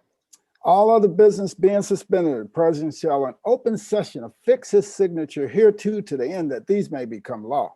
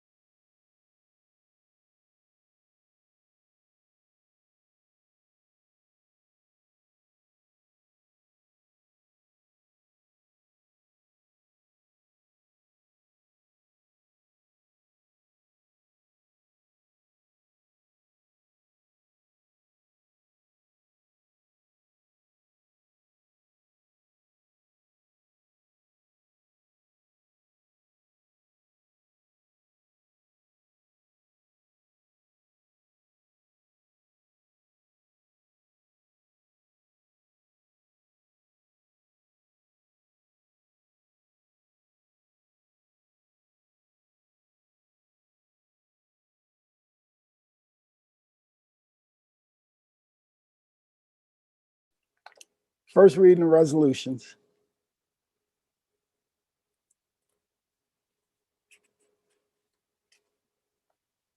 I'm sorry. Yeah, first reading of resolutions. That's okay. Resolution 92, sponsored by President Reed, Alderman Boyd, Alderwoman Davis, Alderwoman Hubbard, Alderman Coder, Alderman Oldenburg, Alderwoman Boyd, Alderwoman Clark Hubbard, Alderwoman Howard, and Alderman Collins Muhammad. Gun Violence Survivors Week. Alderman from the 22nd, you recognize on the first reading of resolution 92. I move for unanimous consent, Mr. President, on resolution 92. Hearing no objection, please proceed, Alderman. Mr. President, would the clerk please read resolution 92? Madam Clerk, could you please read resolution 92? Resolution 92, Gun Violence Survivors Week. Whereas the Board of Aldermen pauses in their deliberations to recognize the week of February the 1st, 2021 to February the 7th, 2021 as National Gun Violence Survivor Week to honor and remember all victims and survivors of gun violence and uplift the resilient voices of survivors across the nation. And whereas every year nearly 39,000 Americans are killed in acts of gun violence and nearly 85,000 more are shot and wounded. And whereas by early February, more Americans are killed with guns than are killed in our peer countries in any entire calendar year. And whereas a gun violence survivor is anyone who has personally experienced gun violence, whether you have witnessed an act of gun violence, been threatened or wounded with the gun, or had someone you know or care for wounded or killed. And whereas 58% of American adults, including 68% Blacks, then Latino Americans, or someone they care for has experienced gun violence in their lifetime, demonstrating the reach and impact gun violence has in communities across America. And whereas firearms are the leading cause of deaths for children and teens, and whereas Americans in cities across the nation are working to end senseless violence by advocating for common sense gun safety legislation, and whereas by commemorating National Gun Violence Survivors Week on February the 1st to February the 7th, cities across America will raise awareness about gun violence and honor the lives stolen by gun violence. Now, therefore, let it be resolved by the Board of Aldermen of the City of St. Louis that we renew our commitment to reduce gun violence and pledge to do all we can to keep firearms out of the wrong hands and encourage responsible ownership, gun ownership to help keep our city safe. We further direct the clerk of this board to spread a copy of this resolution across the minutes of these proceedings and prepare a commemorative copy to the end that it may be presented to our honoree at the time and place deemed appropriate by the sponsor. Introduced this 29th day of January 2021 by the Honorable Louis E. Reed, President of the Board of Aldermen, the Honorable Jeffrey Boyd, 22nd Ward Alderman, the Honorable Marlene Davis, 9th Ward Alderwoman, the Honorable Tamika Hubbard, 5th Ward Alderwoman, the Honorable John Coder, 7th Ward Alderman, the Honorable Tom Oldenburg, 16th Ward Alderman, the Honorable Pam Boyd, 27th Ward Alderwoman, the Honorable Shameen Clark Hubbard, 26th Ward Alderwoman, the Honorable John Collins Muhammad, 21st Ward Alderman, and the Honorable Carol Howard, 14th Ward Alderwoman. All right, thank you. Alderman for the 22nd. Mr. President, members of the board, I move for adoption of Resolution 92. It's been moved by the Alderman from the 22nd. Entertain a second on that motion. Seconded by the Alderwoman from the 13th. Alderman from the 22nd, please proceed. Yes, Mr. President, members of the board, as most of us should be aware, in 2020 in the city of St. Louis, we had the highest amount of murders in 50 years, 262. We also had 13 children killed as part of that number, with 60 children shot due to gun violence. This resolution, supports the family members who have lost loved ones and loved ones who have been, harmed by gun violence. Certainly, my family have been a victim of gun violence, and we grieve almost every day for the loss of our loved one. Gun violence is a huge problem in the city of St. Louis and across America, and we can't do enough to minimize gun violence. So I ask that everyone stand with me to support this resolution in support of the families who have lost loved ones and loved ones who have been harmed by gun violence. Thank you. All right, thank you. Alderman from the 23rd, your hand was going up and down. So I don't know if you want it up, you were up earlier and it dropped. Just to make sure my name's on it, and maybe let's just do it in bank. So I'd like to make Yes. All right, it's been moved by the Alderman from the 23rd, seconded by the Alderman from 13th that we make it in bank. Any objection? All in favor signify by saying aye. Aye. Opposed, motion carries. Alderman from the 28th. Thank you, Mr. President. I was also going to move that we embank this, but I also just want to say that I'm grateful that this resolution is before us, and I hope that we back up this commitment with effective action to reduce gun violence in our city for the sake of our entire community, but especially for our children. So thank you everyone who helped prepare this, and I guess I'm already signed on, so thank you. All right, you're welcome. Thank you. Alderwoman from the 1st. Thank you, Mr. President, members of the board. I just want to say that I hope we send this to the Republican legislature up in Jefferson City, because Alderwoman, you can make a request right now that the clerk does that, and we'll make it happen. I would request that the clerk send it to the governor and both the Senate and the House up there, because for years and years and years up in Jefferson City, we have begged. Hold on for a second, Alderwoman. Madam Clerk, please make note of that request. So noted. All right, please proceed, Alderwoman. We have begged them about the gun laws that they just made easier and easier to get guns. We tried to even though I don't like special laws that exempt out St. Louis, when they kept doing it, we even said, well, can you just not do St. Louis? And It's just fallen on deaf ears. So each time we take stock of what's going on in our community, I want them to have to find any opportunity for them to just not just see it on the news nightly and say, what are those people doing down there? But to remind them, some of this is a direct result of the legislation they've done in Jefferson City. So thank you very much. I'm glad my name is on it. And I wish that they would really consider pulling back with some of those easy ways to get guns in our community. Thank you very much. I have no further comments. Thank you, Alderwoman. Any further discussion? Any further discussion? Alderman from the 22nd, you're recognized to close. Mr. President, I renew my motion. It's been moved by the Alderman from the 22nd, seconded by the Alderman from the 13th, that we adopt resolution 92 in bank. All in favor signify by saying aye. Aye.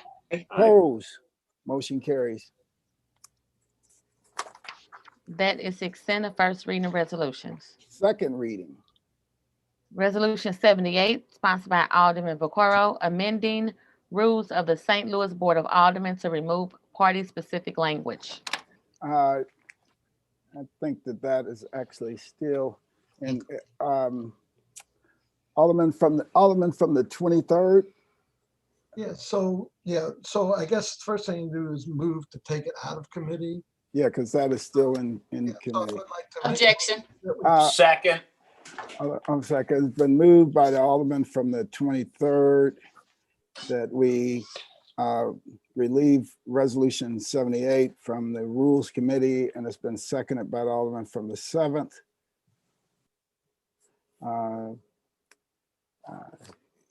Alderman from the 23rd, please proceed. Yeah, I would just ask everyone, whether she will admit it or not, it was nothing but games. So originally she told me she had a plan, the Alderwoman from the 1st had a plan. I said, that's fine, I'll hold off. Well, her plan was to wait till everything's done and then basically said we can just walk in on the Democratic caucus, which we can't. So there was no real plan. So I asked to have this heard yesterday. First it was supposed to be Tuesday, then Wednesday, then Thursday. Thursday, she finally had it heard. And then she filibustered it until the committee was gone. I mean, she went on for literally, you can look at the tape if you got a lot of time on your hands. It went on and on and on until she basically filibustered it. And there were only 3 people left in the committee. I was insulted. I was called a racist, which I'm not. And I'm starting to really take offense because as far as I know, she's the only one calling me a racist. And I do take big offense to that. And again, she just does what she does. She talked for probably over an hour. Then she sat still and came up with nothing until there was no committee. When there was no committee left, then even after I said, I have a doctor's appointment at 9 o'clock in the morning, she's like, so what, we'll just hear it without you. Well, I wasn't going to trust that because we were doing previous role. Everybody on the committee that I could tell, and they're mostly all here, were in favor because these changes need to be made to keep in with what the voters voted for. That there isn't, our rules say majority party. The independent is not a party. And so everyone that's running independent is not part of a party. The caucus would only be the Democrats because they are the majority party. Again, I would just ask for everyone's favorable, and let's get this out of committee. Let's do this on the floor. I know that at least there's one amendment to it, which I appreciate. All this bill does, well, I don't know, should I be discussing the bill yet, Mr. President? No, what we're discussing is whether, the issues around whether we pull it out of committee or not, and you've covered that. Okay, yeah, so please I would appreciate once. consideration, and let's get this on the floor and let's get this taken care of so Okay. that we can work as a group. Okay. All right, thank you. Alderwoman from the first. Mr. President, members of the board, I rise in opposition of this motion. I rise in opposition because I have never heard such a bunch of lies before in my life, except for when the last time he told you and the alderman from the 22nd ward that I was holding the Corona-19 bill in committee. And you know about that. And he was a liar, and he's lying now. And I would like it to think that he's a mistake, that he's making mistakes, but this is a bold-faced lie. And not only that, I want you to know that I did, after the things he said in committee, I followed up and called Dave Sweeney because he threw his name around, he threw the clerk's name around. This is actually in the middle of a hearing as we speak right now.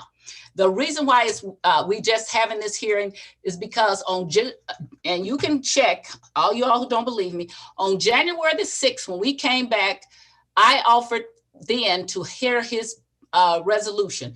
I did it in committee because I wanted it to be on tape. This is what he had to say.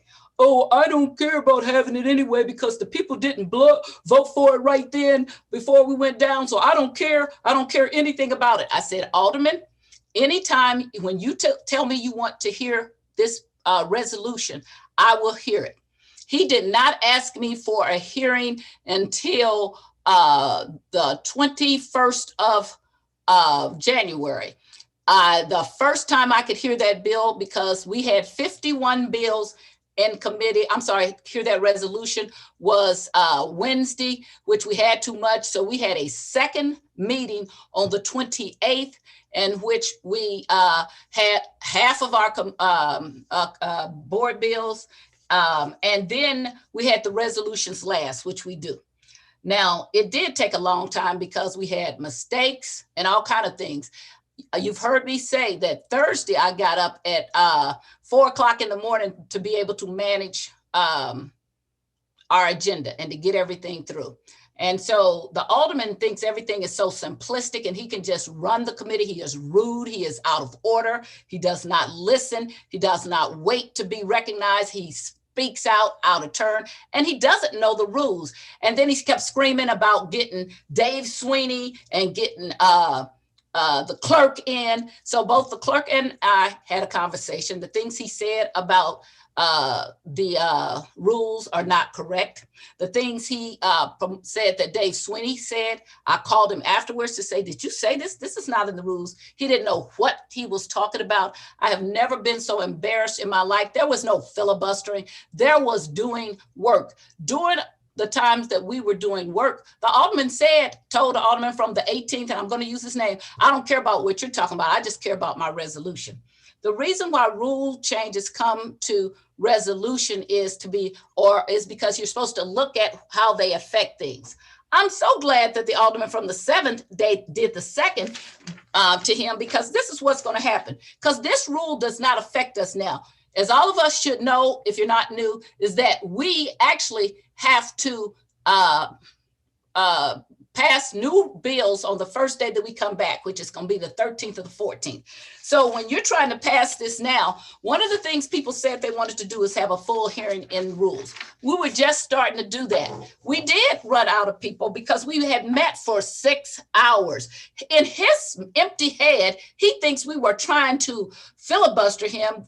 I wouldn't be getting up at 4 o'clock in the morning trying to move an agenda because I wanted to filibuster him. That's crazy. That doesn't even make any sense. That's just something he makes up in his head, because when he makes up something, that's what it is. He talked about the rules, talking about we couldn't come to the Democratic caucus. There's nothing in the rules that talk about the Democratic caucus. So we were just beginning to have the hearing. I brought up some issues, because I wanted to test him if he even knew what his resolution did. And I asked about continuous seniority, and he said, oh, no, he wouldn't do that. And I said, but that's my issue, because you guys cheated me down here. So why wouldn't you be doing that? No. And I said, well, what about Alderwoman Green and Alderwoman Rice? So then they can get their seniority back because they've been down here. Oh, no, he would not do that. But you know what? That's exactly what his resolution does. If we pass it right now, the way it's written, Megan Green skips over Kara Spencer and skips over John Coder and goes to number 12 immediately. There is no reason for that to happen. So because, and I'm sorry, Annie Rice and skips over Shamim Hubbard and Brett Narayan and goes up. Because guess what? They've been continuous, but they started out as independent and now they would be nonpartisan, and then all their time would come back. So he doesn't even know what this thing does. It does everything. We were getting into it. So when he kept making these statements about what it says, I said, Alderman, show me where this says this. Alderman, show me where this says that. Alderman, oh, it does. Let me call the clerk. No, show me in the rules where it says this. None of what he says is true or makes any sense, and there's no reason for us not to continue our hearing. When we did not have a quorum anymore, he kept saying, we don't have a quorum. We were on previous roll. We could have done previous roll if he had wanted to continue, because we did still have people there, but he didn't want to. He said he wanted to leave. He didn't want to be there. I said, if you don't want to be here, now he's telling me the whole time, I don't know the rules and you have to have everybody else to come in there. He was the most rude, and he kept making all these racist remarks and all these sexist remarks. Yes, they were, excuse me, I'm going to say it again. Racist and sexist, what he was saying. Alderwoman, hold for a second. Alderman, you have an Alderman from 23rd, you have an objection? I do. If she call, I want her censured. I want, every time I tried to speak, she mutes my mic, refuses to let me speak, but I will not be called a racist one more time. I am so sick of it. She is the only one that calls me that, and I will not stand for it even one more time. Even one more time. Alderwoman from the first, as you know, our rules do require people to be addressed appropriately on the floor, and name calling is prohibited. I did not call him that. That's what you keep hearing. But if you go back, I said he was making racist remarks, and he was, and sexist remarks. That's what I said, okay? I did not say that. Alderwoman, please keep your comments. Okay. Keep your comments.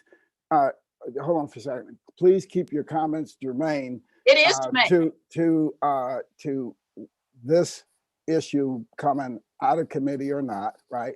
It is germane.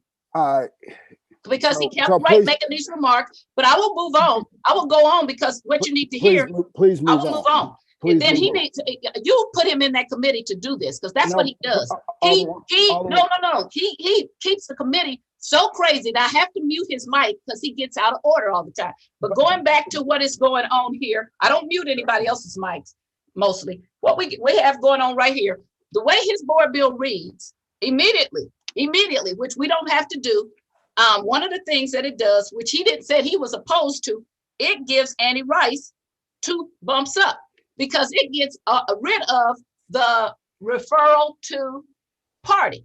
Once you get rid of referral to party, both Annie and Megan and anybody else who gets in here who came as an independent or a nonpartisan, then they have been, as long as they've still been on this board, then that takes that away. So they have to move up.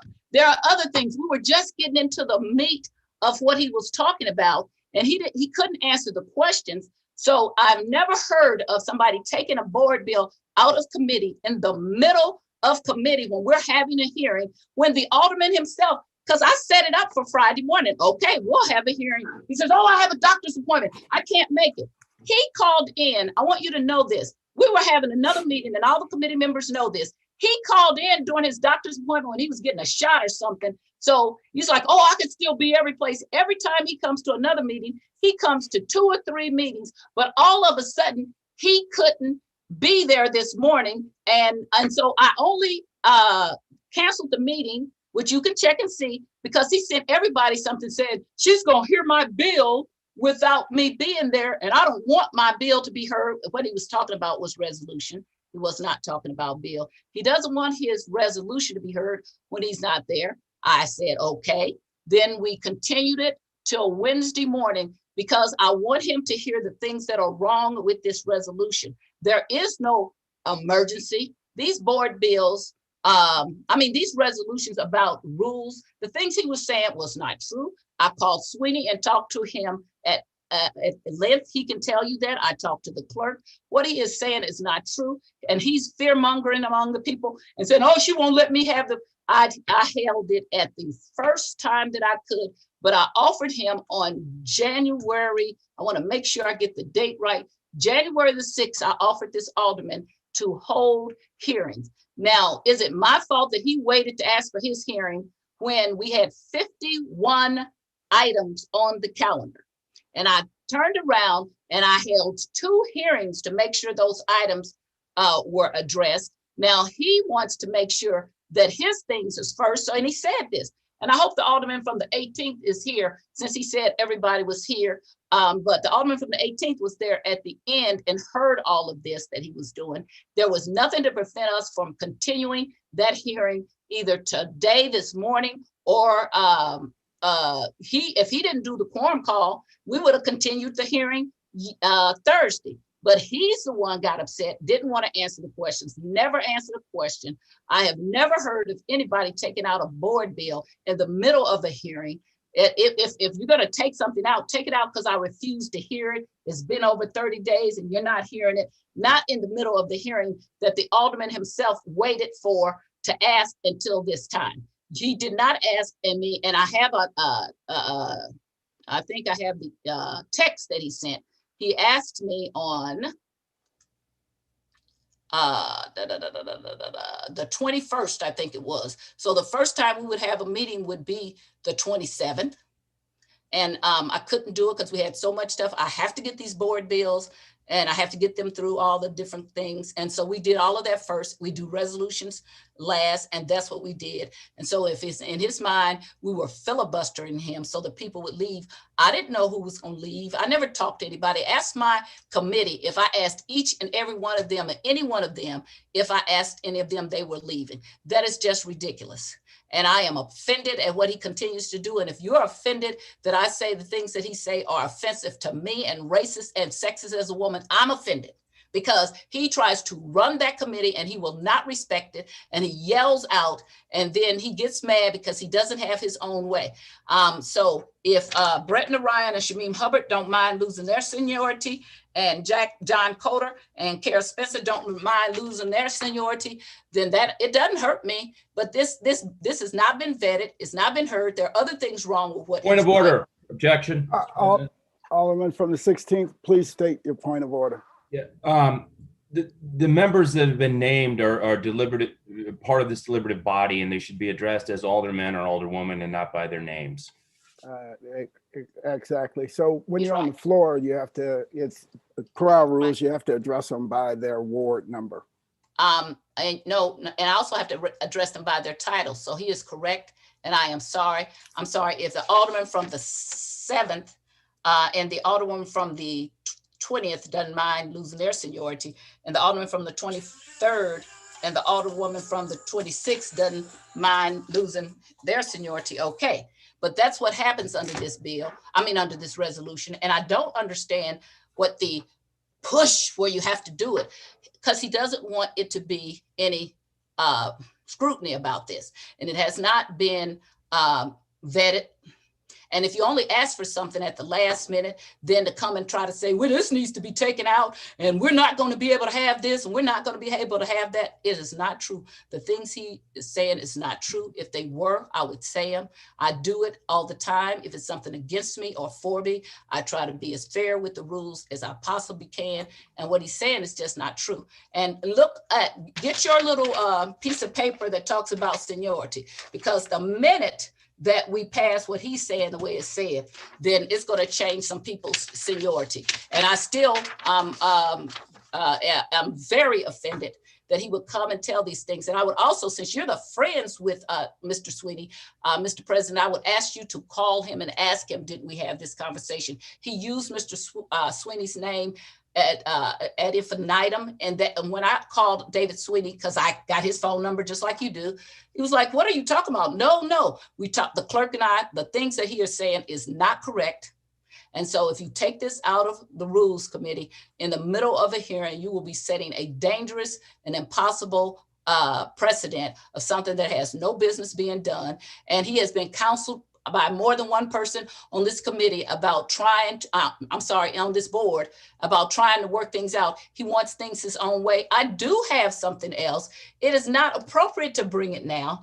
And so you can't tell him anything. He just wants to do what he wants to do. He doesn't want to hear anything. At one point, he tells me, I don't know the rules. But then when I tell him this is how you do a quorum call, he gleefully does that and does a quorum call. So if you didn't want it to end, we could have continued to have the hearing. He wanted it to end because he was setting this up just the way it is. So if that's what you want to do, this is a dangerous precedent. We don't need to have any rules. I won't be doing any of the things. I won't spend all my time trying to make sure the rules are enforced fairly. If you're going to let somebody like the alderman from the 23rd come and say stuff that is just not true, and so that is what happened. And I don't have if you want to do that, then you do it.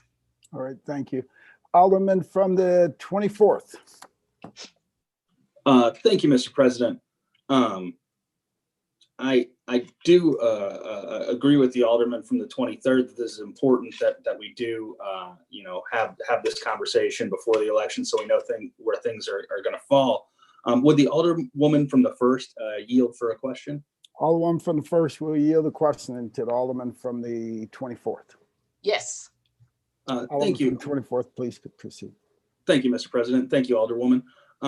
Are you planning on having a rules meeting anytime in the next week? Wednesday. In fact, Okay. It's already set up. And in fact, I have that hearing for his resolution because I had it set up for this morning at 9 o'clock. He didn't want it then. So, and you can check with the clerk. I already moved it to Wednesday. Okay, so then there's, yeah, okay. That's all I have. And in thank fact, you. let me just answer that if I may. Absolutely. Mr. President, is it all right? Yes, if it's in response to the alderman from the 24th. It is. Okay, please proceed. Yes. So when I only canceled the meeting, you can look and see, we canceled it this morning when he sent me an email saying he didn't want to have it heard. So I called the clerk, and the clerk has already, I told him before we start with our new agenda, because we didn't ever adjourn. So we already set it up to be heard first thing Wednesday. Totally understood. Thank you. Would the alderman from the 23rd yield for a question? Alderman from 23rd will yield the question to the alderman from the 24th. Yes, I will. Yes, I will. Alderman from 24th, please proceed.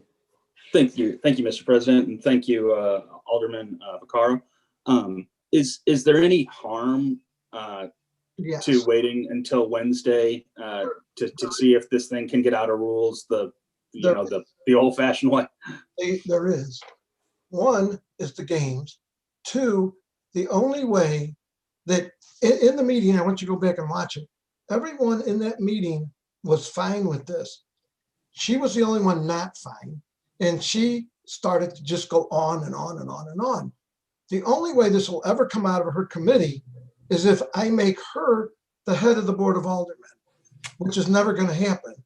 She wants contiguous, and not contiguous. She says, well, I got more seniority than everybody on the planet, and you need to change it to say that whoever has the most seniority, which she feels. Point of order. Alderwoman, Point of order. Please Alderman ask the alderman to stop exaggerating and saying what I said. I have never said I have more seniority than anyone on the planet. That is a blatant lie. So tell him to please stop that false characterization. Alderwoman, I will say, Alderman, please proceed. Alderman from 23rd, please. Okay, not on the planet, more than any other alderman here, that she was cheated out under. Point of order. Alderwoman, please state your point of order. I did not say I had more than any other alderman here. That is also a false characterization. Alderwoman, you will have a chance to speak a little bit later. To be called racist. It's the things he says are racist, and I don't want him to. Hold on for a second. Only in this meeting, only one person going to talk at a time. We're not going to talk over each other. So Alderwoman, you will have a chance for a rebuttal to the things that the Alderman from the 23rd is stating, just like he has a chance for rebuttal to the things that you've stated, right? But right now he has the floor. And he has not abridged the rules yet, right? Which is the purpose for a point of order. But you will have a chance to rebut any of the things that he says if you just ask to be recognized later on in the meeting while we're discussing this item. Alderman from the 23rd, please proceed. Okay, I will retract and I will give you, this will be my opinion. This is my opinion that the only way that will ever find its way out of that committee is if we amend it, giving her seniority. It's my opinion. If you go back and listen to the tape, everyone in that committee other than her felt that it should go like it is, other than one change that Alderwoman Green pointed out, that in section 19, it still had the partisan word in it. The way it will work, independents is not a party. The only ones that will be able to make the rules, if we don't pass this, the only ones that will be able to make the rules will be the Democratic Party, because it says in our rules, it says the prevailing party. Independents are not. And I don't know what she talked to Dave about, but Dave told me, and I did talk to Dave, and Dave told me, you need to make this rule change. To wait till after and then fight the rules or take the majority of us, and I think that's what her plan is, I don't know. But if you listen in the committee hearing, to me, it sounds like she says, well, there's more of us than them, so we can just always object to the rules. So on the first day of the new session, after the Democrat Party, the ruling party, the only party, makes their rules, then she figures, well, the 16 of us could say, well, there's more of us than them, so we'll just challenge the rules. So then the Board of Aldermen will just go on at the first of the year with no rules. My opinion. Watch the meeting. It is important that we as a group bring this out. And if you watch the meeting, you will see we could have voted this out easy. Everybody was fine with it. If you look at the hearing, Alderwoman Green said she was fine with it, except the one exception, which we'll fix, because there was still one party partisan part in it. But now we're getting onto the bill. It needs to come out to the floor, and I ask everyone to vote to bring it out to the floor tonight. I guess, let me rephrase my question. So I agree with you on the end, your end goal here, that this needs to be, that we need to have an idea of what the rules are before we go into caucusing. I agree with you there. But I guess what I'm failing to see is the harm. I think discharging a bill is a pretty serious thing. We don't tend to do that very much around here. So I guess I'm trying to grasp the harm of letting the hearing that's currently ongoing finish before we would discharge it, if need be, since we do have additional time to work. Well, we really don't.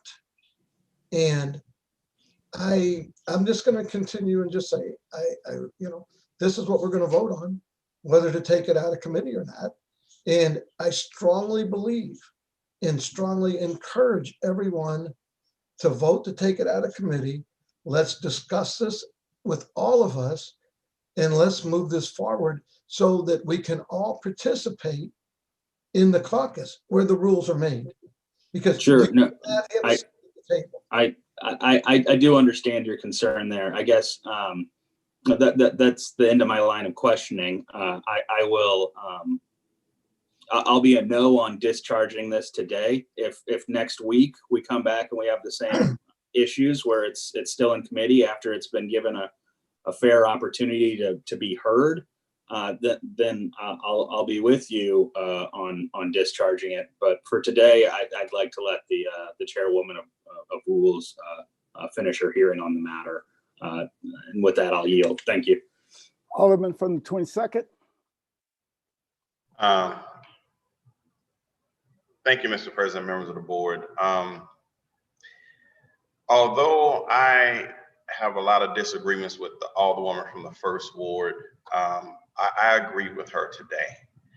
I believe if she says she's going to have a hearing on the resolution next week, she will more than likely have a hearing on the resolution next week.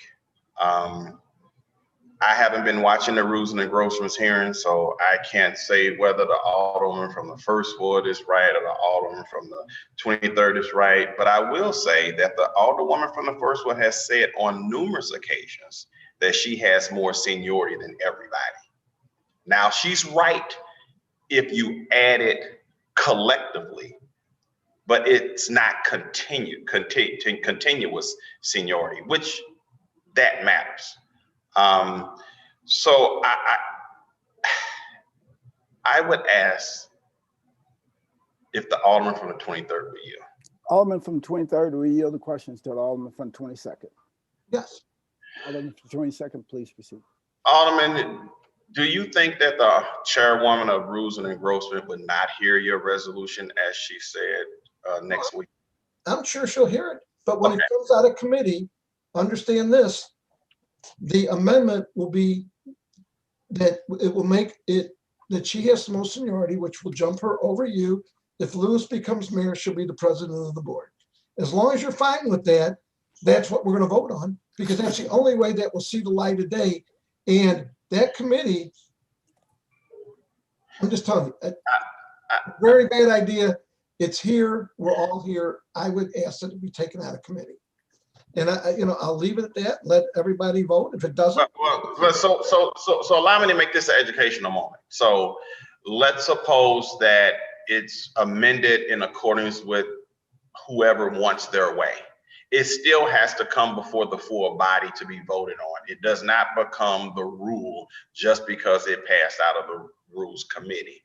I'm going to ask you to trust the process, and that if you would rescind your motion to pull it out of committee and give the chairwoman a chance to hear your resolution. I'm going to ask that you do that, because I think right now that is the most practical solution, because I have no reason to think that the Alderwoman from the first ward is not, the chairwoman from Rules is not going to be about her word on this issue. So I would ask that you rescind your motion and that you have it heard in committee. I'll be fine with that. But I can tell you when that motion's made, I'm going to accept it. Let's make her the head of the Board of Aldermen. I'm all for it. I'm going to vote with her because that's going to be what comes out of there. And I'm going to vote yes with that. And we'll get her all her. Point of order. Point of order. Alderwoman from the 11th, please state your point of order. Thank you. I don't think that we should be debating policy over about a person. This is about changing the rules, not whether or not we're elevating a colleague. Thank you. I think the Alderman from the 23rd is in order because he's just speculating on what he believes those changes would be to it if it comes out, next week. Then he should say the Alderman with the most seniority would then be the president of the Board of Aldermen. Thank you. All right. But depends on what you're calling. Under our present rules, it's continuous service. Under the rule change that would change would not be continuous. It would be anyway. I'm just going to sit back and listen. Okay, Alderman, I think we can speculate on what somebody is going to do until midnight tonight.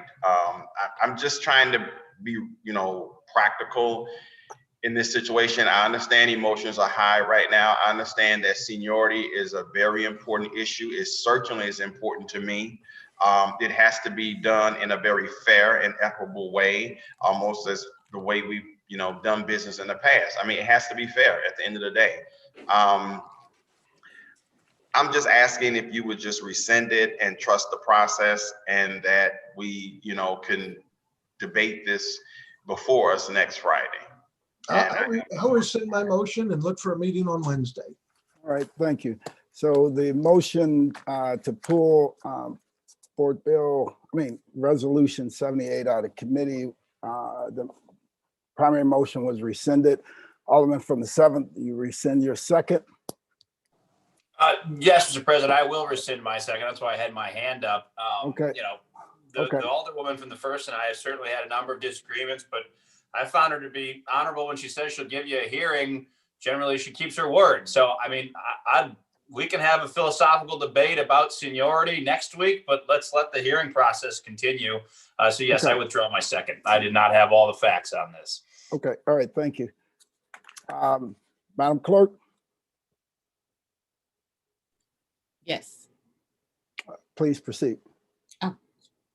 That is the extent of Parks Committee reported to the approval of the mayor's appointment to the Missouri Botanical Garden Sub-District Advisory Board, Ms. Jerry Kramer and Ms. Stacy Edwards. Alderman from the 25th, you recognize on the mayor's appointments to the Missouri Botanical Garden Sub-Advisory Board. Thank you, Mr. President. I am pleased to report from the committee that we were able to meet directly with Ms. Kramer and Ms. Edwards, and both were voted on by the board or by the committee to move forward with the nominations. And I would like to submit to the full board the nominations of Ms. Kramer and Mrs. Edwards for nomination to the Missouri Botanical Gardens Sub-District Advisory Board. Been moved by the Alderman from the 25th. Seconded by the Alderwoman from the 13th. Any discussion? Any discussion? Alderwoman from the 1st. Alderwoman from the 1st. I was unmuting. Mr. President, members of the board, I want to thank the Alderman from the 25th because he had hearings, as I have always tried to insist we should. We were able to, during that hearing, make sure that we had the mayor's office come and tell us what the requirements to be on that committee. To be an appointee of the Missouri Botanical Garden Sub-District Advisory Board. One of the people who is nominated is a constituent of mine and a longtime friend, but it still is very important that we do our due diligence here at the Board of Aldermen. So I want to thank the Alderman from the 25th because we did do that. The mayor's office had to answer some questions. It will be my continuation to say that we should be doing that at all times, except for the little sub-districts that's in people's wards, that we need to know if we're hitting the big picture. And so I appreciate the Alderman from the 25th Ward having a hearing, and also that he's going to have a hearing for the mayor's nominations next week. All right, thank you. Any further discussion? Any further discussion? It's been moved by the Alderman from the 25th, seconded by the Alderman from 13th, that we accept the mayor's appointments to the Missouri Botanical Garden Sub-District Advisory Board. All in favor signify by saying aye. Aye. Aye. Opposed? Motion carries. That is the extent of second reading resolutions and committee reports. Miscellaneous unfinished business. We have none. Announcements. Tuesday, February the 2nd, 2021, Parks will have a meeting at 9 a.m. via webinar. Ways and Means will have a meeting at 1 p.m. via webinar. Wednesday, February the 3rd, Rules will have a meeting 10 a.m. via webinar. And Friday, February the 5th, 2021, full board meeting 10 a.m. via webinar. Any further announcements? Any further announcements? Alderman from the 26th. Thank you, Mr. President and members of the board. I would like to just send another shout out to the Diamond Divas 2 Deaf Initiative. I know it went out on committee, but we still have a week left. I don't know if you remember last year when we were collecting full-size personal hygiene items for women in transition and survivors of domestic violence, since we are recognizing this month. So we have a week left, you all. There is a collection bin down at City Hall, or if you want me to pick up any donations you want to make, or you can make monetary donations. Greg Daly's office won last year, so I'm just putting that out there. We got a week left, y'all, to see if we can win. And they'll be packaging the love packages next Saturday in the 21st ward at O'Fallon Rec. So if anyone can volunteer to help there as well, but I just want to put out that. And I also I cannot go without honoring Miss Lisa McNichols, our very own Miss Lisa McNichols. She celebrated 35 years with the Board of Aldermen last week. Wow. Wow. And I just have to say that and thank her and publicly thank her for always taking my calls. And I say it all the time, never making me feel as a freshman any kind of way. So she has a willingness to work and a spirit that has been unmatched. And so thank you, Miss Lisa McNichols. Congratulations on your 35 years. Don't you leave yet. She got another 10 in her. Yeah. Alderwoman from the 1st. Mr. President, members of the board, I'd like to bring everybody's attention to the announcements that's at the end of our agenda. So when people were worrying about if I was having a rules meeting Wednesday, it's already on the agenda. We have, for those who don't know it, we have a rules meeting at least once a week, every week, with very few exceptions. This week we had it twice, set up for 3 times. And again, I want to reiterate, I never say I have the most seniority because I do not. Alderwoman, I just want to make an announcement. You told me I was going to be able. You could have, you're stretching that. You know that when I said you can rebuttal us during the discussion of the item. Now this is for announcements. So if you have an announcement, please proceed, Alderwoman. Alderwoman from the 1st. I think you have to unmute yourself, Alderwoman. I do not have the most seniority. I never say that. I know. I always say that I want to, but I don't like people to put misinformation. I know about Alderwoman. Alderwoman, you're the you're the chair of rules. You know, please don't abridge the rules here. I'm just making an announcement because No. I'm making my own announcement. Now you want to abridge this because please.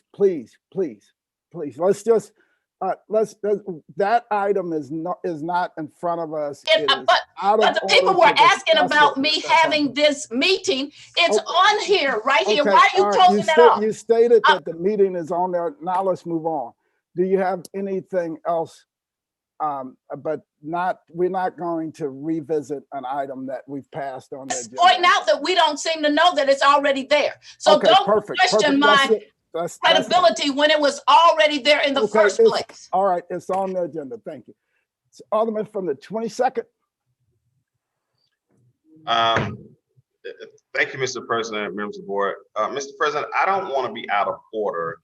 And I want to know if this is an appropriate time to take a point of privilege to talk about something that needs to be talked about as a body. Well, now is the time for announcements. Now isn't, so if you have an announcement, you can make an announcement about whatever you want to announce. But it's not for any extended discussion. Okay, so let me just say this, and if I'm out of order, somebody can call a point of order. I just want to say that working here at the Board of Aldermen have become a very toxic environment. It's becoming demeaning. The way we communicate with people is, in my mind, unacceptable. Colleagues going on social media with their commentary on, how somebody behaved and basically putting people on blast and having people bullied on social media, that's unacceptable. I've been a victim of that this week. I didn't appreciate it. I think I govern myself in a way that's responsible. I want to be respectful to all my colleagues. I only ask for respect in return. And some of the Twitter comments that was made about me is totally unacceptable. I don't like working in a hostile working environment, but participating in these Board of Aldermen meetings is becoming unbearable sometimes. I want people to take notice of some things that have been said in the past about certain people, depending on your gender. So there's been accusations about men saying, that men being sexist. If men are being sexist, we need to address that. That's a serious allegation. And we cannot operate in an environment where men on this board of aldermen is being sexist. If you are a white woman or a white man and you challenge a black woman, you're almost automatically called a racist. If you are a black woman and you challenge a black woman, you are pretty much called clueless. If you are a black man and you challenge a black woman, you're called sexist or misogynist.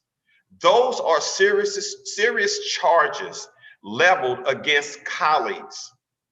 That is unacceptable. Point of order. We have to operate better Alderwoman from that. Alderwoman from the first, please state your point of order. I don't disagree with what he's saying, but what I do disagree with, if you're going to let him make that statement, but you wouldn't even let me, after you told me I could speak to it. So either he can't make that statement or I can.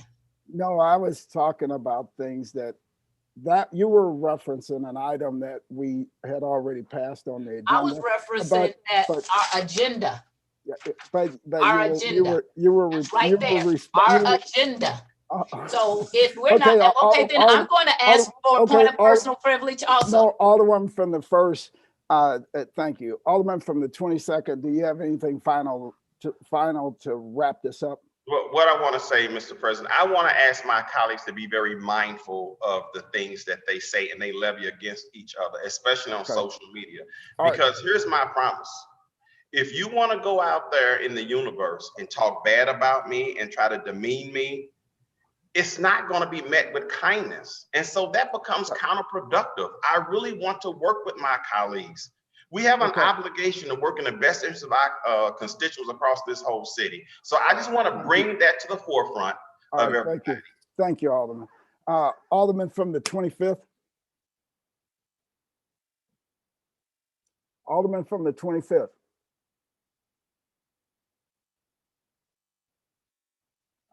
We can't hear you, Alderman from the 25th. Thank you, Mr. President. I would just like to ensure, I know I referenced it earlier in the meeting. I'm not sure if it's on the agenda, but I would like to ensure that everyone is aware that I am calling a Parks Committee hearing for Tuesday at 9 a.m.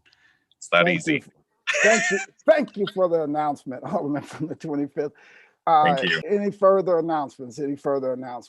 Alderman from the first, if you have an actual announcement, we would like to hear it, but please don't abridge the rules at this point. And you know exactly what I'm talking about. So please proceed, Alderwoman. Since you know what I'm going to say before I say it, I didn't. I take offense at it, and I request you to retract that. You don't know what I'm doing. I am often way more respectful of you than you are of me. No, thank you. I didn't say.